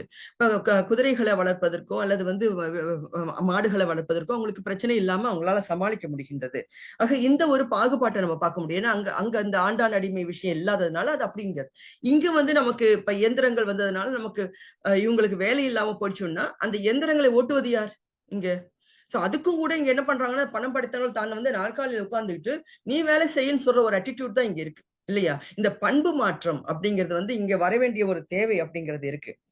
சோ பிறகு இந்த நூலை வந்து நாம இன்னும் நிறைய கொண்டு சென்று சேர்க்க வேண்டும் அப்படின்னு நினைக்கிறேன். அதாவது பள்ளிகளுக்கு வந்து நிறைய நூல்கள் போகின்றன, கல்லூரிகளுக்கு நிறைய நூல்கள் போகின்றன. இந்த மாதிரி தமிழகத்தின் கிராமத்தை படம் பிடித்து காட்டுகின்ற இந்த மாதிரியான நூல்கள் கண்டிப்பாக தமிழ்நாட்டின் எல்லா கல்லூரிக்கும் செல்ல வேண்டும், எல்லா பல்கலைக்கழகத்துக்கும் செல்ல வேண்டும். இப்போ வந்து பல நூல்களுக்கு வேறு விதமான நூல்களுக்கெல்லாம் நமக்கு சாகித்ய அகாடமி விருது கிடைக்குது. என்னை பொறுத்த வரைக்கும் இந்த நூலுக்கு சாகித்ய அகாடமியோட விருது கிடைக்க வேண்டியது தேவை. இந்த மாதிரியான அருமையான நூல்கள் தான் தேர்ந்தெடுக்கப்பட வேண்டும். இவைதான் மக்கள் மத்தியில் விழிப்புணர்வை தரக்கூடிய ஒரு நூலாக இருக்க முடியும். இப்ப நூலின் விலை வந்து 960 போட்டிருக்கிறாங்க. இந்த நூல் இது ஒவ்வொருவரும் வாங்கி வீட்டில் வைக்க வேண்டிய ஒரு பொக்கிஷம். நிச்சயமாக வாங்கி வாசித்தால்தான் நாம் தமிழ்நாட்டை ஓரளவாவது புரிந்து கொள்ள முடியும். இப்ப நானும்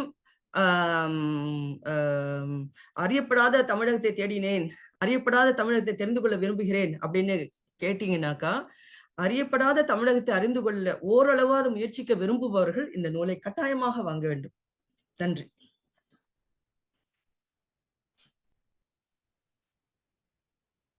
எக்ஸலன்ட் சுபா. உண்மையிலேயே வந்து உங்க த்ரோட்டையும் மேனேஜ் பண்ணி எப்போ போல ஒரு நல்ல ஒரு ஃப்ளோல ஆணித்தரமா என்ன கன்வே பண்ணணுமோ அதை வந்து கன்வே பண்ணிட்டீங்க. ரவி சார் கேளுங்க முதல் கேள்வி. வணக்கம் மேடம்.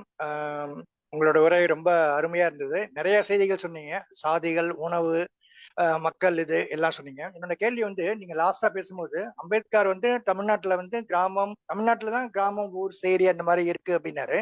ஸோ அப்படின்னா மற்ற ஸ்டேட்ல எல்லாம் அந்த மாதிரி இல்லையா? அதுக்குள்ள நான் போல சார்.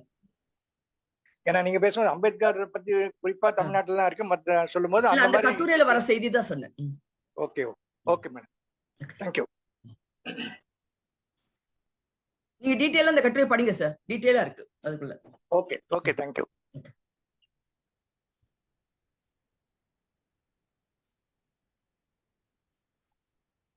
வினோத் கேளுங்க.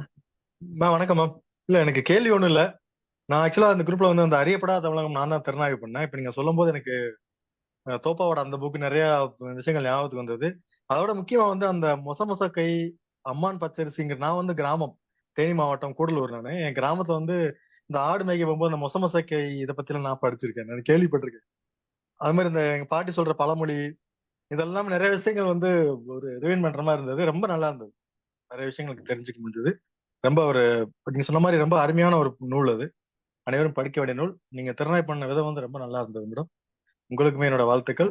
கலந்து கொண்ட படைப்பாளி அவருக்குமே என்னோட வாழ்த்துக்கள். நன்றி. நன்றி. தொகுப்பாசிரியர் பக்தவத்சலம் ஐயா அவர்களே அன்போடு வரவேற்கின்றேன். ஐயா, நீங்க உங்க கருத்துக்களை பகிர்ந்துக்கலாம். வணக்கம், எல்லோருக்கும் வணக்கம். என்னுடைய வாய்ஸ் ஆடிபிளா இருக்கா? இருக்குங்க சார். இருக்கு.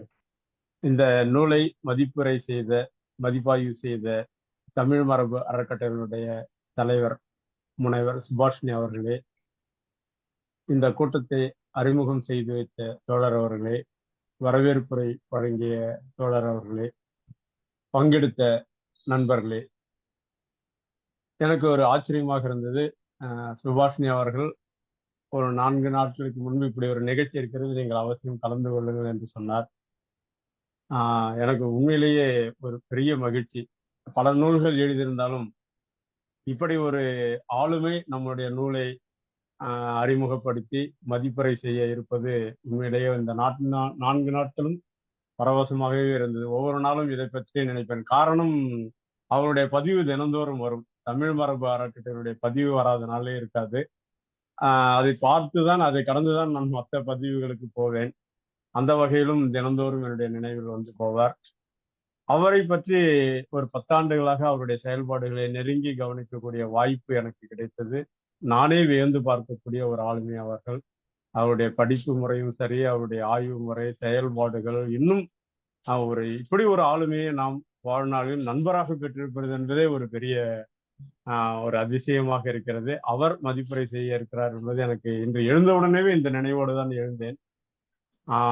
அவருக்கு உண்மையிலேயே நான் நன்றி சொல்ல வேண்டும். மிக அருமையான முறையில இதை அறிமுகம் செய்திருக்கிறார். இந்த நூல் பிரிலிம்ஸ் அந்த பேஜஸ் அவர்கள் கவனிக்கவில்லை போன்று, இந்த நூல் 888 பக்கங்கள். அது 850 முடியும். ஆனா பிரிலிம்ஸ் என்று சொல்லக்கூடிய ஒரு பகுதியில ஒரு 35 பக்கம் இருக்கிறது. ஆக 888 பக்கங்களாக விரிந்திருக்கக்கூடிய நூல். இது ஒரு பெரிய நூல். எங்கள் பதிப்பாளரை நான் பாராட்ட வேண்டும். உண்மையிலேயே பெரு ஆர்வத்துடன், மற்ற பதிப்பகமாக இருந்தால் ஒரு 30 கட்டுரையோடு நிறுத்திக் கொள்ளலாம் சரி என்று சொல்வார்கள். இவர் தொடக்கத்திலிருந்தே எவ்வளவு கட்டுரைகள் வந்தாலும் நாம் அதை ஒழுங்குபடுத்தி ஒரு பெரிய நூலாக கொண்டு வரலாம். 1000 பக்கங்கள் இருந்தாலும் பரவாயில்லை, நீங்கள் வேலை செய்யுங்கள் என்று சொன்னார்கள். இதில் எனக்கு ஏற்பட்ட மிக முக்கியமான அனுபவம் என்னவென்றால், எனக்கு 200க்கும் மேற்பட்ட நல்ல நண்பர்கள் இருக்கிறார்கள். இந்த 68 வயது ஆகிறது எனக்கு. ஒரு 40 ஆண்டுகள் ஆய்வு பணியில் நான் 200க்கும் மேற்பட்ட நெருக்கமான நண்பர்களை சம்பாதித்திருக்கிறேன். அவர்களில் ஒரு 55 பேரை மட்டும்தான் நான் தேர்ந்தெடுத்தேன். அதிலே ஈழத்திலே ஒரு 18, 20 பேரை தேர்ந்தெடுத்தேன். 20 பேரில் ஒரு 16 பேர் கட்டுரை எழுதியிருக்காங்க. எழுதிய ஒருவர் இந்த நூல் வரும் தருவாயில் இறந்து விட்டார். நான் இப்பொழுது இன்னும் ஒரு 20 நாளில் அங்கு செல்ல இருக்கிறேன். அவர் வீட்டுக்கும் போய் அந்த நூலை கொடுத்து விட்டு விசாரித்துட்டு செல்ல வேண்டும். மகாலிங்கம் என்பவர் ரொம்ப அருமையான கிளிநொச்சியில் இருக்கிறார். இந்த 50 பேருடைய கட்டுரைகள் நம்முடைய மேடம் சுபாஷினி அவர்கள் சொன்னது போல ஒவ்வொருவரும் தேர்ந்தெடுத்த ஊர் என்பது தனித்துவமாக இருக்கிறது. கிட்டத்தட்ட இதுல ஒரு 53 ஊர்களை நிச்சயம் வெவ்வேறு ஊர்களாக நாம் தரிசனம் செய்யலாம். அவர்களே ரொம்ப அருமையான ஒரு அறிமுகம் செய்தார்கள். கிராமம் நம்முடைய வாழ்வு முறை, நம்முடைய பாரம்பரியத்தில் எந்த இடத்தில் இருக்கிறது. ஆனால் இப்போ ரொம்ப வேகமா மாறிட்டு இருக்கு. இப்போ போஸ்ட் கலோனியல் பீரியட் என்று சொல்லக்கூடிய பின் காலனிய காலத்தில் இந்த கிராமங்கள் வந்து ரொம்ப வேகமா மாறிட்டு. இப்போ வந்து ஒரு மதிப்பாய்வின்படி ஒரு சர்வே என்ன சொல்லுதுன்னா, 55 விழுக்காடு இப்போ நகரமயமாகி கொண்டிருக்கிறது தமிழ்நாட்டை பொறுத்தவரை. இந்தியாவுடைய மற்ற பகுதிகள் இன்னும் கம்மியா தான் இருக்கு. தமிழ்நாட்டில் தான் இந்த அர்பனைசேஷன் ப்ராசஸ் வந்து ரொம்ப வேகமா போயிட்டு இருக்கு.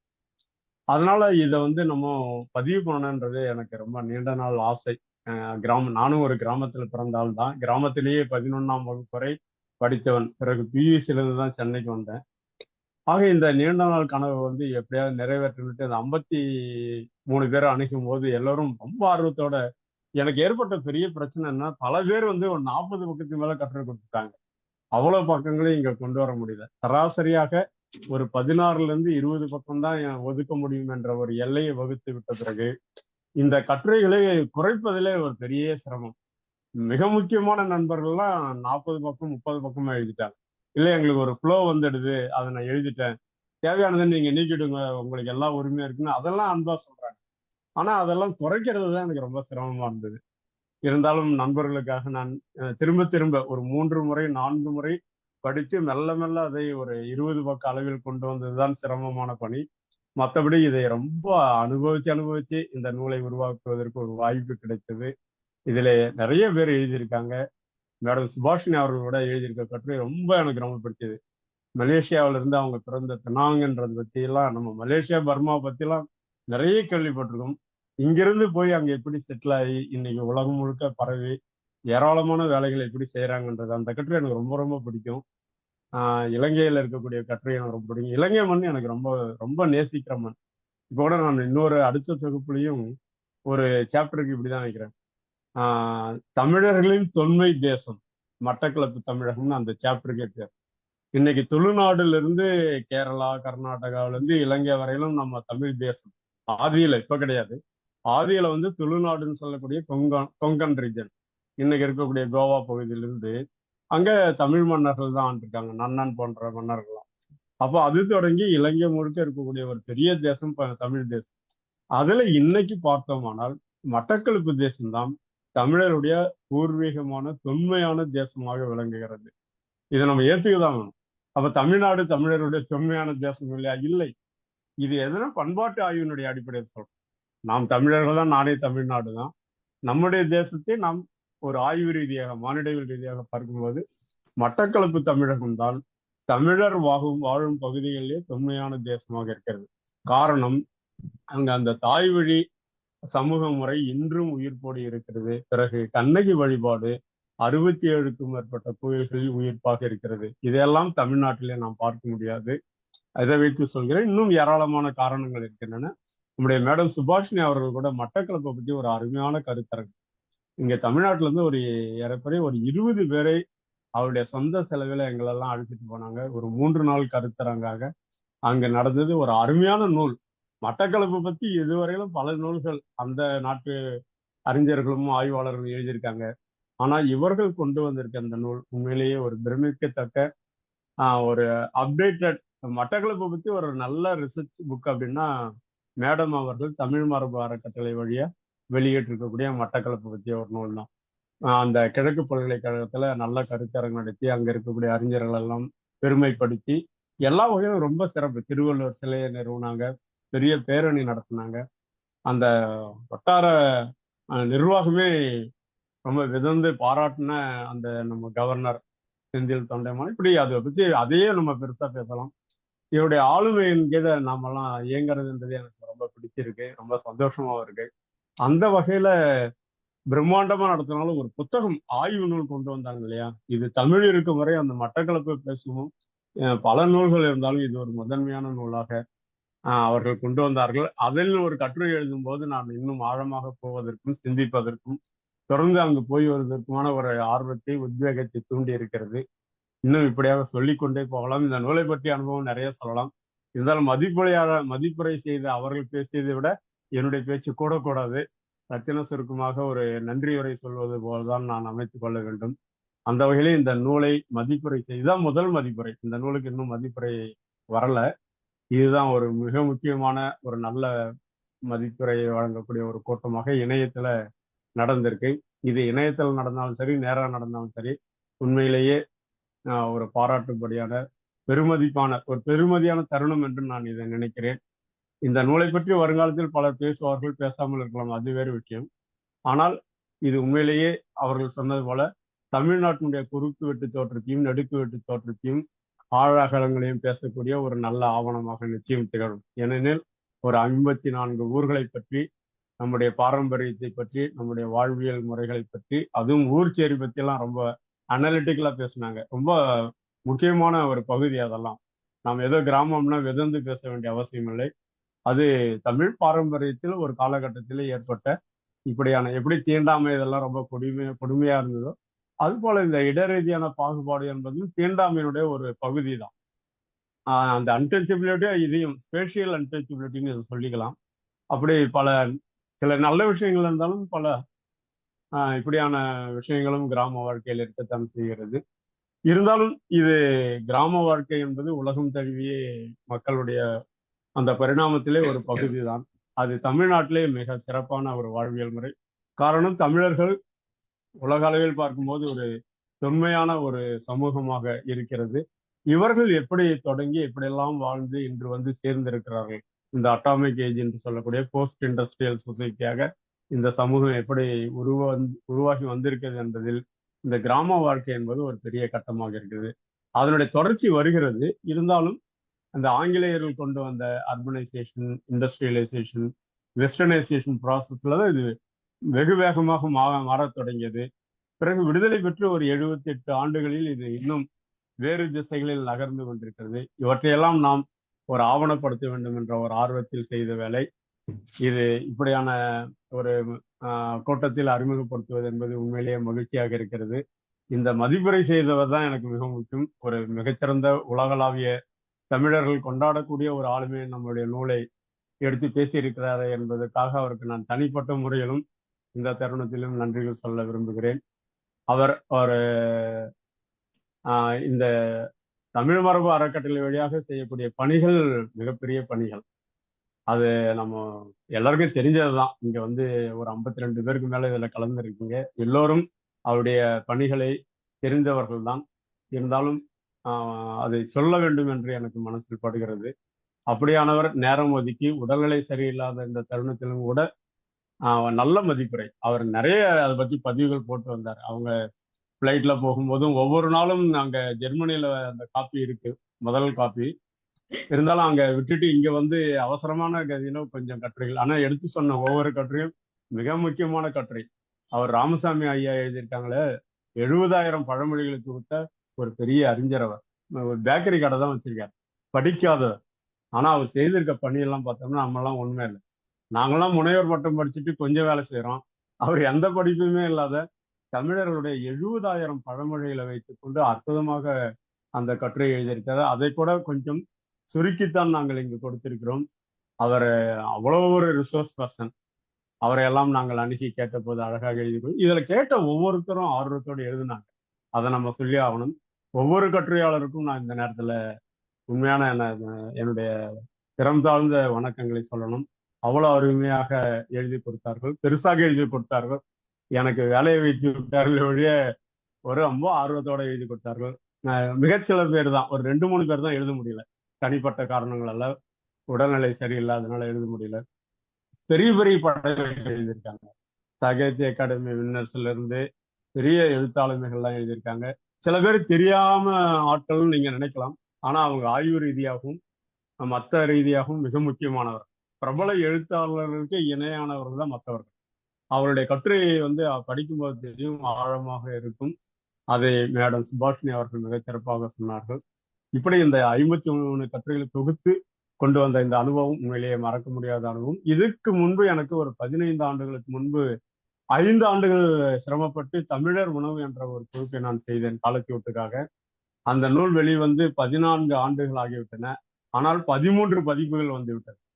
அது எனக்கு ரொம்ப ஒரு பெருமை தரும் விஷயம். தமிழர் உணவு என்று சொல்லக்கூடிய 36 பேர்கள் பங்களித்த அந்த நூல் வெளிவந்து 14 ஆண்டுகள், 14 இயர்ஸ். ஆனா 13 ரீபிரிண்ட்ஸ் வந்திருக்கு. அது 36 பேரை ஹேண்டில் பண்ணக்கூடியது எனக்கு சிரமமா இருந்தது. அப்போ நான் பெரிதும் அறியப்படாத ஒரு ஆய்வாளர். இப்போ 15 வருஷத்துல நான் பல வேலைகள் செய்ததுனால இப்ப நான் கேட்ட உடனேவே பல பேர் அந்த மதிப்பின் காரணமாக ஒத்துக்கொண்டு பல வேலையை ஒதுக்கி விட்டு எழுதுகிறார்கள். ஆனால் அந்த காலகட்டத்தில் நான் பெரிதும் அறியப்படாத ஒரு ஆய்வாளர். அப்போ சிரமப்பட்டு நான் தொகுத்தேன். இந்த தொகுப்புல சிரமமே இல்லை. ஒரே சிரமம், அவங்க பெருசா எழுதுனது. மேடம் சுபாஷினி அவங்க கட்டுரைலாம் ரொம்ப கச்சிதம். அதுல நான் ஒரு எழுத்து கூட மாற்றவே முடியல. ஆனா அவ்வளோ சீசன்டு ஸ்காலர் அவங்க. அது ஒரு மகிழ்ச்சி எனக்கு. அவங்க கட்டுரையில் எனக்கு ஒரு வேலையும் இல்லை. அது படிச்சு அந்த கண்டென்ட் தெரிஞ்சுக்கிறது தான் எனக்கு நேரம் செலவாக்கிய வழிய ஒரு வார்த்தை கூட, ஒரு சொல்லு கூட, ஒரு எழுத்து கூட எனக்கு அதுல இருந்து நீக்குவதற்கோ எதுக்குமே வேலை இல்லை. லியோன்பர்கையும் கொஞ்சம் சேர்த்து எங்களுக்கு சொல்லுங்களேன், ஏன்னா அங்கதானே நீங்க கொஞ்சம் அதிகம் வாழறீங்க. பிறகு அதையும் சேர்த்து ஒரு அருமையான கட்டுரை கொடுத்தார்கள். இப்படி இந்த கட்டுரையாளர்கள் பத்தி எல்லாம் சொல்லலாம். நேரம் கருதி நான் இந்த அளவில் முடித்துக் கொள்கிறேன். அனைவருக்கும் நன்றி, வணக்கம். நன்றி தோழர். குழுவில் இருக்க எல்லாருக்கும் நம்ம சொல்லிக்கணும், இன்றைய அதாவது இன்றைய காலத்துல நம்மோட வாழ்ந்து கொண்டிருக்க மிக மிக முக்கியமான ஒரு ஆய்வாளர் டாக்டர் பக்தவச்சல பாரதி தோழர் அவர்கள். பலருக்கு தெரியாம இருந்தீங்கன்னா தெரிந்து கொள்ள வேண்டும் அப்படிங்கிறதுக்காக தான் இந்த நிகழ்ச்சியில அவரையே நான் அறிமுகப்படுத்தினேன்.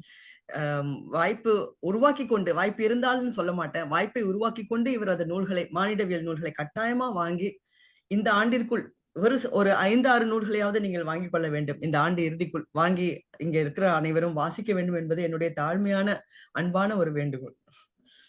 ஜாய்சி கேள்வி கேளுங்க. ஜாய்சி,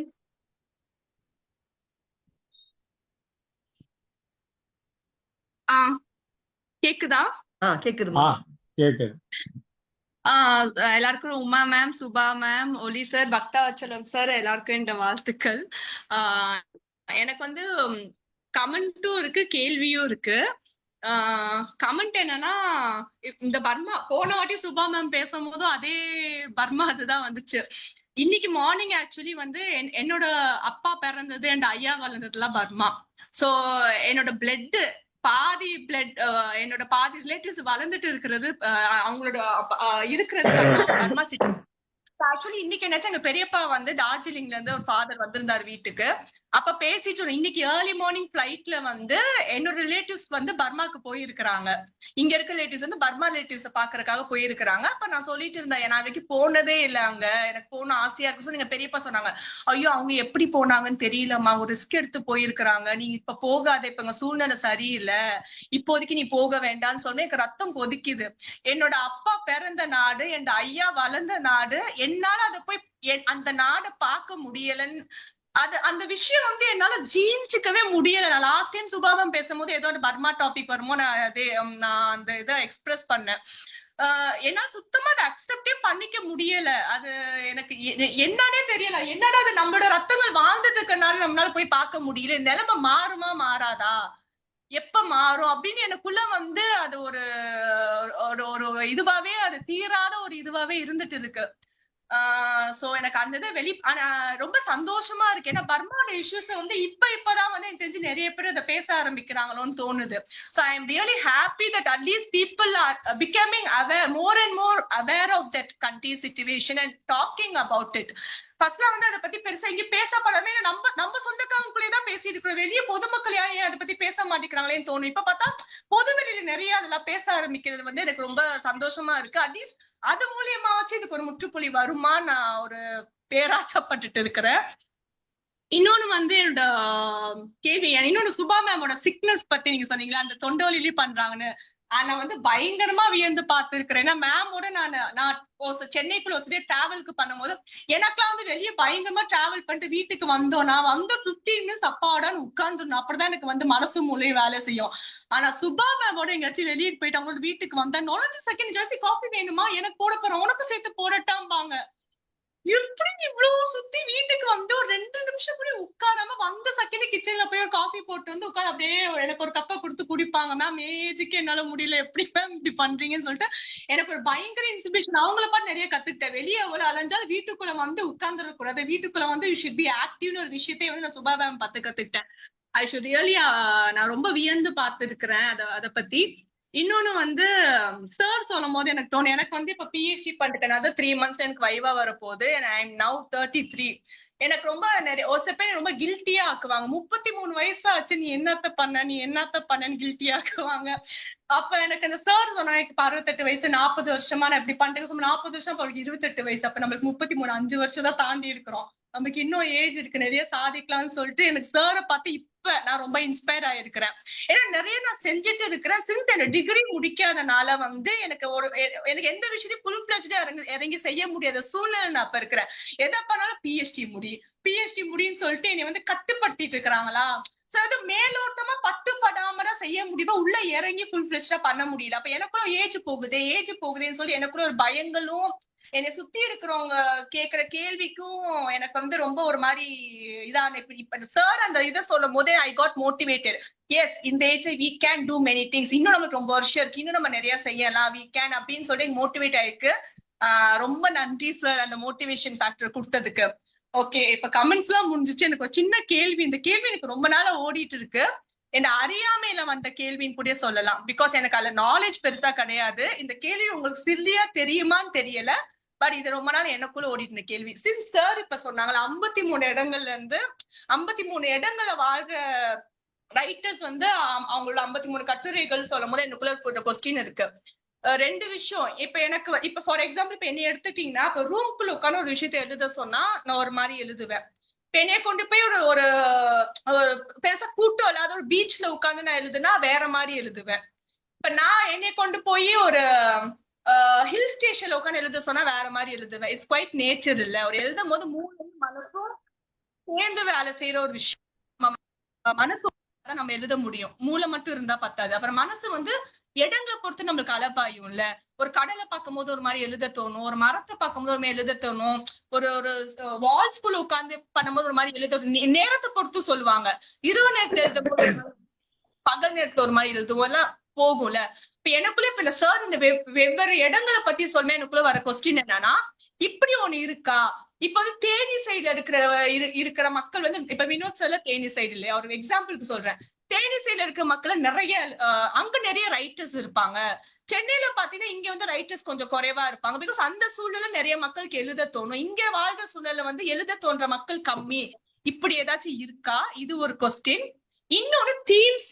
இப்போ ஒரு தீமை வச்சு எழுதும் போது இந்த ஊர் மக்கள் பெரும்பாலும் இந்த தீம்ஸை வச்சுதான் எழுதுவாங்க.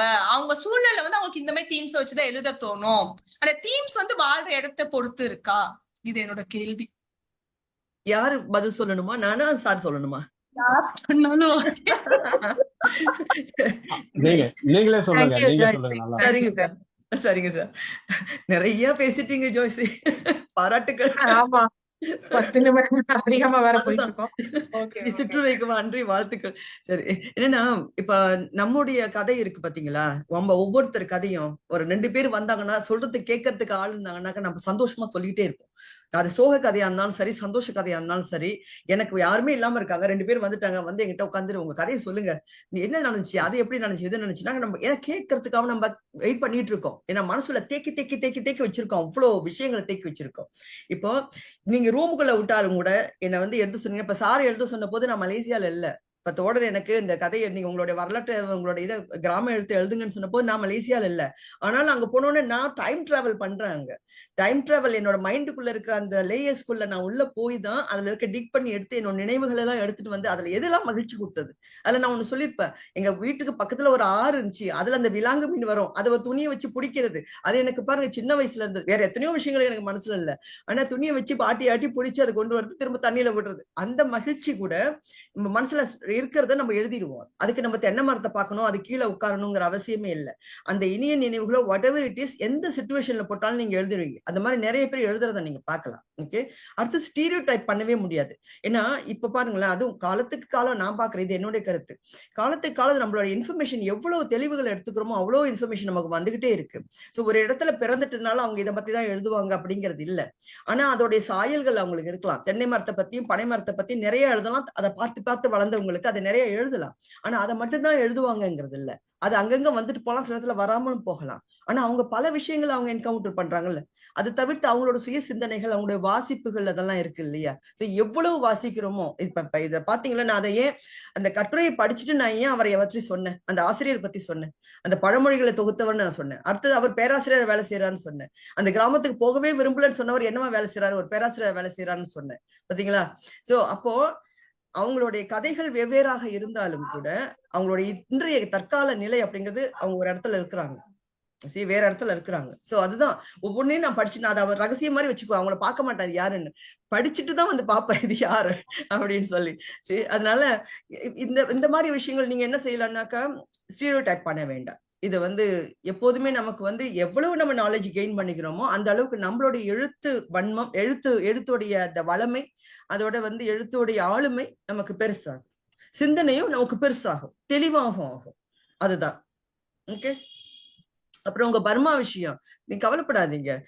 இப்ப வந்து மக்கள் வாழ்ந்துட்டு தான் இருக்கிறாங்க. இப்போ ஒரு காலம் வரும், ரொம்ப சீக்கிரத்துல வரும். ஏன்னா பர்மாவுக்கும் தமிழ்நாட்டுக்கும் தொடர்பு யாரும் துண்டிக்கவே முடியாது. தமிழர்கள் புலம்பெயர் நாடுகள் அது ரொம்ப ரொம்ப முக்கியமான நாடு. என்னோட தமிழர் புலம்பெயர்ல ரொம்ப டீட்டெயிலா எழுதியிருக்கு அதை பத்தி. நீங்க வாசிங்க, எவ்வளவு காலகட்டத்துல வந்தாங்க. இப்ப நீங்க உங்க ஃபேமிலி வந்த காலகட்டம்லாம் அதுல இருக்கும். சோ அந்த மாதிரி நிறைய பேசுவதற்கு நம்ம தமிழ் மரபு அறக்கட்டளையும் ஒரு காரணம். இந்த தமிழர் புலப்பெயர்வு அப்படிங்கறத பத்தியே பேசாத சொசைட்டியா இருந்தது இது. தமிழ் மக்களுடைய ஃபோக்ஸ் மைக்ரேஷனை பத்தியே பேசாத சொசைட்டி. எப்ப பார்த்தாலும் சங்கத்தமிழ் அதை தவிர நம்ம காப்பியங்கள், இதை தவிர நம்ம வேற எதுவுமே தமிழ் பற்றி அதிகமா பேசாம அந்த சூழல்ல மனிதர்களை பத்தியும் புலப்பெயர்வுகளை பற்றியும் பேசக்கூடிய ஒரு சூழலை உருவாக்கி இருக்கிறோம் இல்லையா? சோ இந்த காலகட்டத்துல இந்த மாதிரியான ஒரு வாய்ப்பிற்கு நிச்சயம் போயிட்டு வாங்க, அதை பயன்படுத்தி போயிட்டு வாங்க. Very soon. தேங்க்யூ ஜாய்ஸ்ரீ. சீனி முகமது ஐயா, நீங்க கேளுங்க. வணக்கம். ஸ்ரீலங்கால வந்து பேசுறேன். இந்த எனது ஒரு கட்டுரையும் இருக்கி. உண்மையிலே நான் மாணவனாக இருந்த பொழுதும் சாருடைய எழுத்துக்களை பார்த்து வியந்து நின்றேன். அவருடைய அந்த பண்பாட்டு மாநிலம் ஒரு 100 தடவைக்கு மேலேயாவது நான் அதை வாசிச்சிருப்பேன். ஒவ்வொரு அந்த எழுத்தில் இருக்கிற கருத்து, அதை சொல்லுகின்ற சொற்களுக்கு இடையில் இருக்கின்ற கருத்து சொல்லும் பாங்கு, கருத்தில் இருக்கின்ற செறிவு, அந்த மொழி ஞாபகம் எல்லாம் ஈர்க்கப்பட்டுச்சு. பிறகு சார் அவர்கள் என்னையும் அவருடைய அந்த எழுத்து இந்த நூல்ல சேர்த்துக் கொள்வதற்கு ஆசைப்பட்ட பொழுது உண்மையிலே நான் வியந்து போய்த்தான் நின்றேன். உண்மையா இந்த தொகுப்புல ஒரு முஸ்லிம் கிராமத்தினுடைய ஆளுமையை தொகுக்கிறதுங்கிறது ஒரு ஏனைய எல்லா கட்டுரையும் விட அது ஒரு துருத்தி கொண்டிருக்கிறது நாங்க பார்த்தோம். அந்த சந்தர்ப்பத்தை சார் எனக்கு வழங்கினார். ஷேர்மான் இலங்கைக்கு வாரதாக இதை சொல்லியிருந்தாங்க. சந்தோஷம் சார். நான் ஆச்சரியமாக வியந்து மூக்கில விரல் வைத்து பார்த்து கொண்டிருந்த ஒரு எழுத்தாளரோட இந்த தொகுப்புல சேர்ந்து வேலையறதுக்கு சந்தர்ப்பம் கிடைச்சதுங்கிறது ஒரு பெரிய ஒரு பாக்கியம், பெரும்பேறு.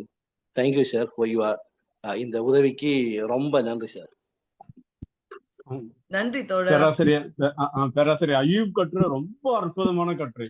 ஒரு இஸ்லாமிய கிராமம், இஸ்லாமிய சமூகத்தை இலங்கை சூழல்ல புரிஞ்சுக்கணும்னா எனக்கு தெரிஞ்சு இந்த கட்டுரையை விட பெரிய கட்டுரை எதுவும் இருக்க முடியாது. அவ்வளவு அருமையா, அவ்வளவு அற்புதமான கட்டுரை. அது வாசிக்கும் போதுதான் தெரியும். உண்மையிலேயே நான் வியந்து போனேன். அருமையான கட்டுரை அது. அவரை கண்டிப்பா சந்திப்பேன் நான் போகும்போது. நன்றி சார், நன்றி.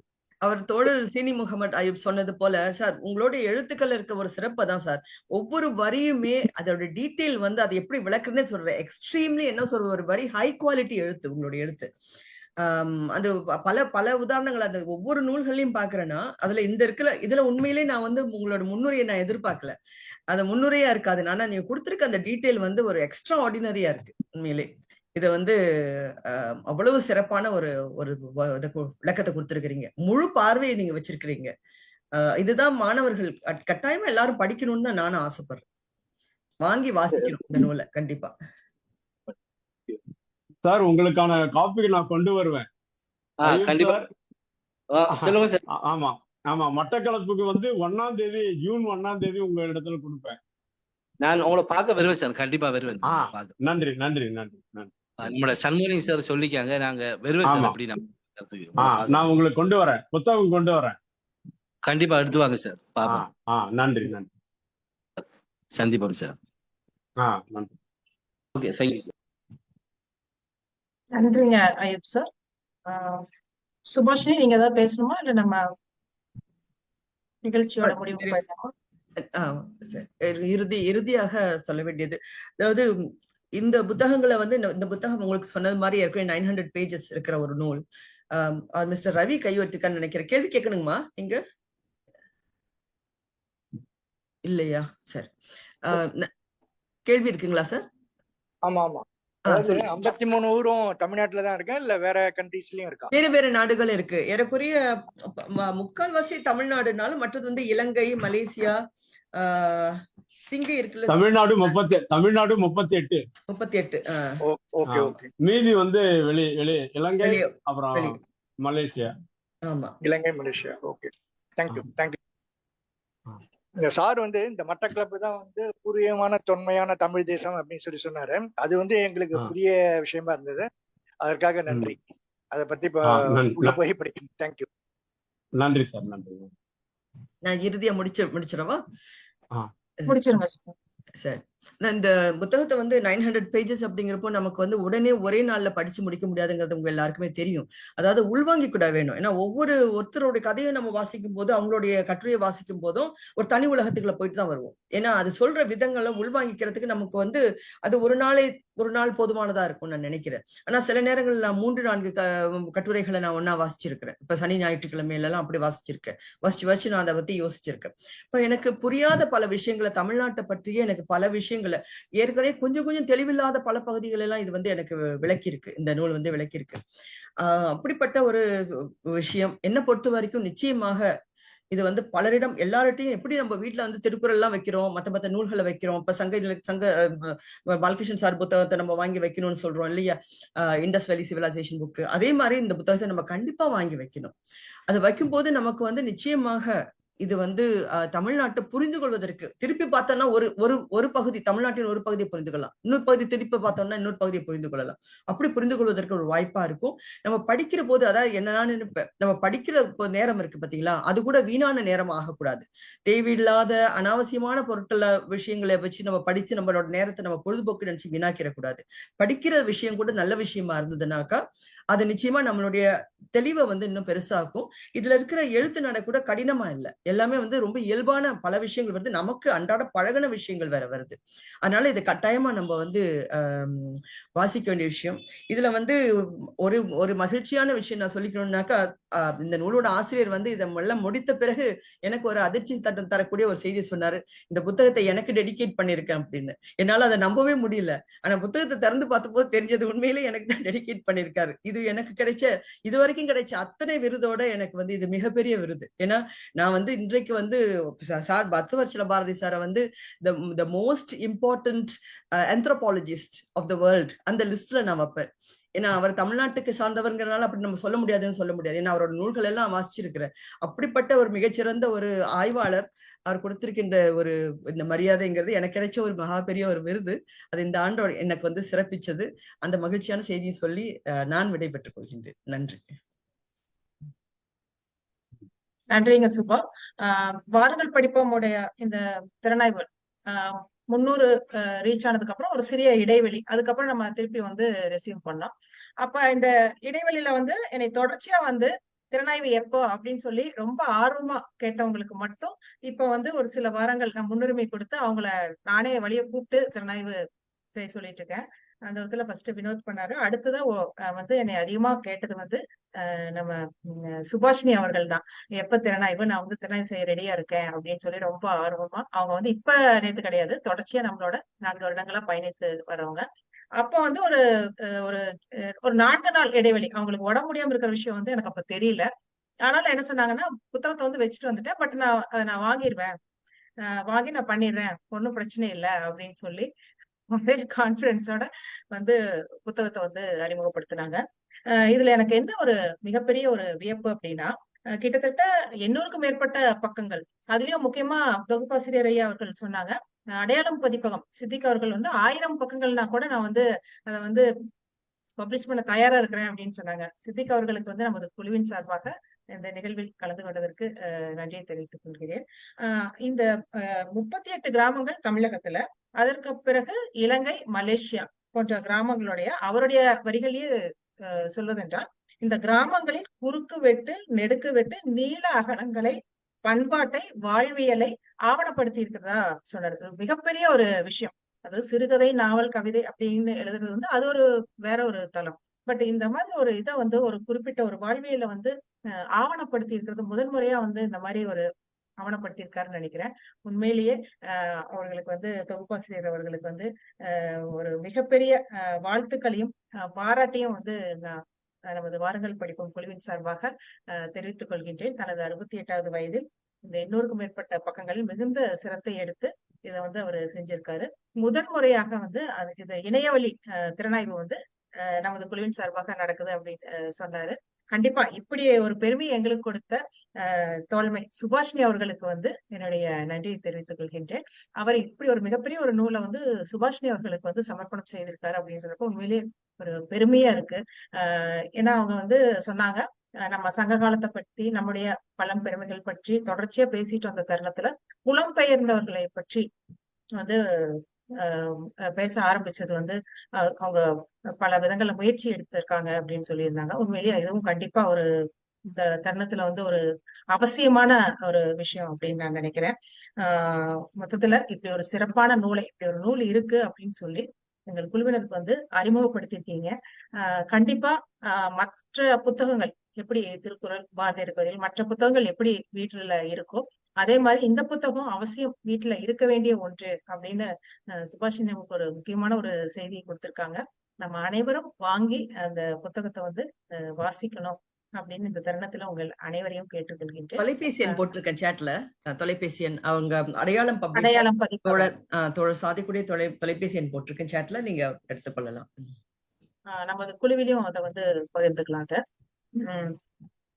அறிமுக உரை வழங்கிய வினோத் அவர்களுக்கும் சிறப்பாக கேள்விகள் கேட்ட தோழமைகள் அனைவருக்கும், பங்கேற்று சிறப்பித்த தோழமைகள் அனைவருக்கும் நமது குழுவின் சார்பாக நன்றியை தெரிவித்துக் கொள்கின்றேன்.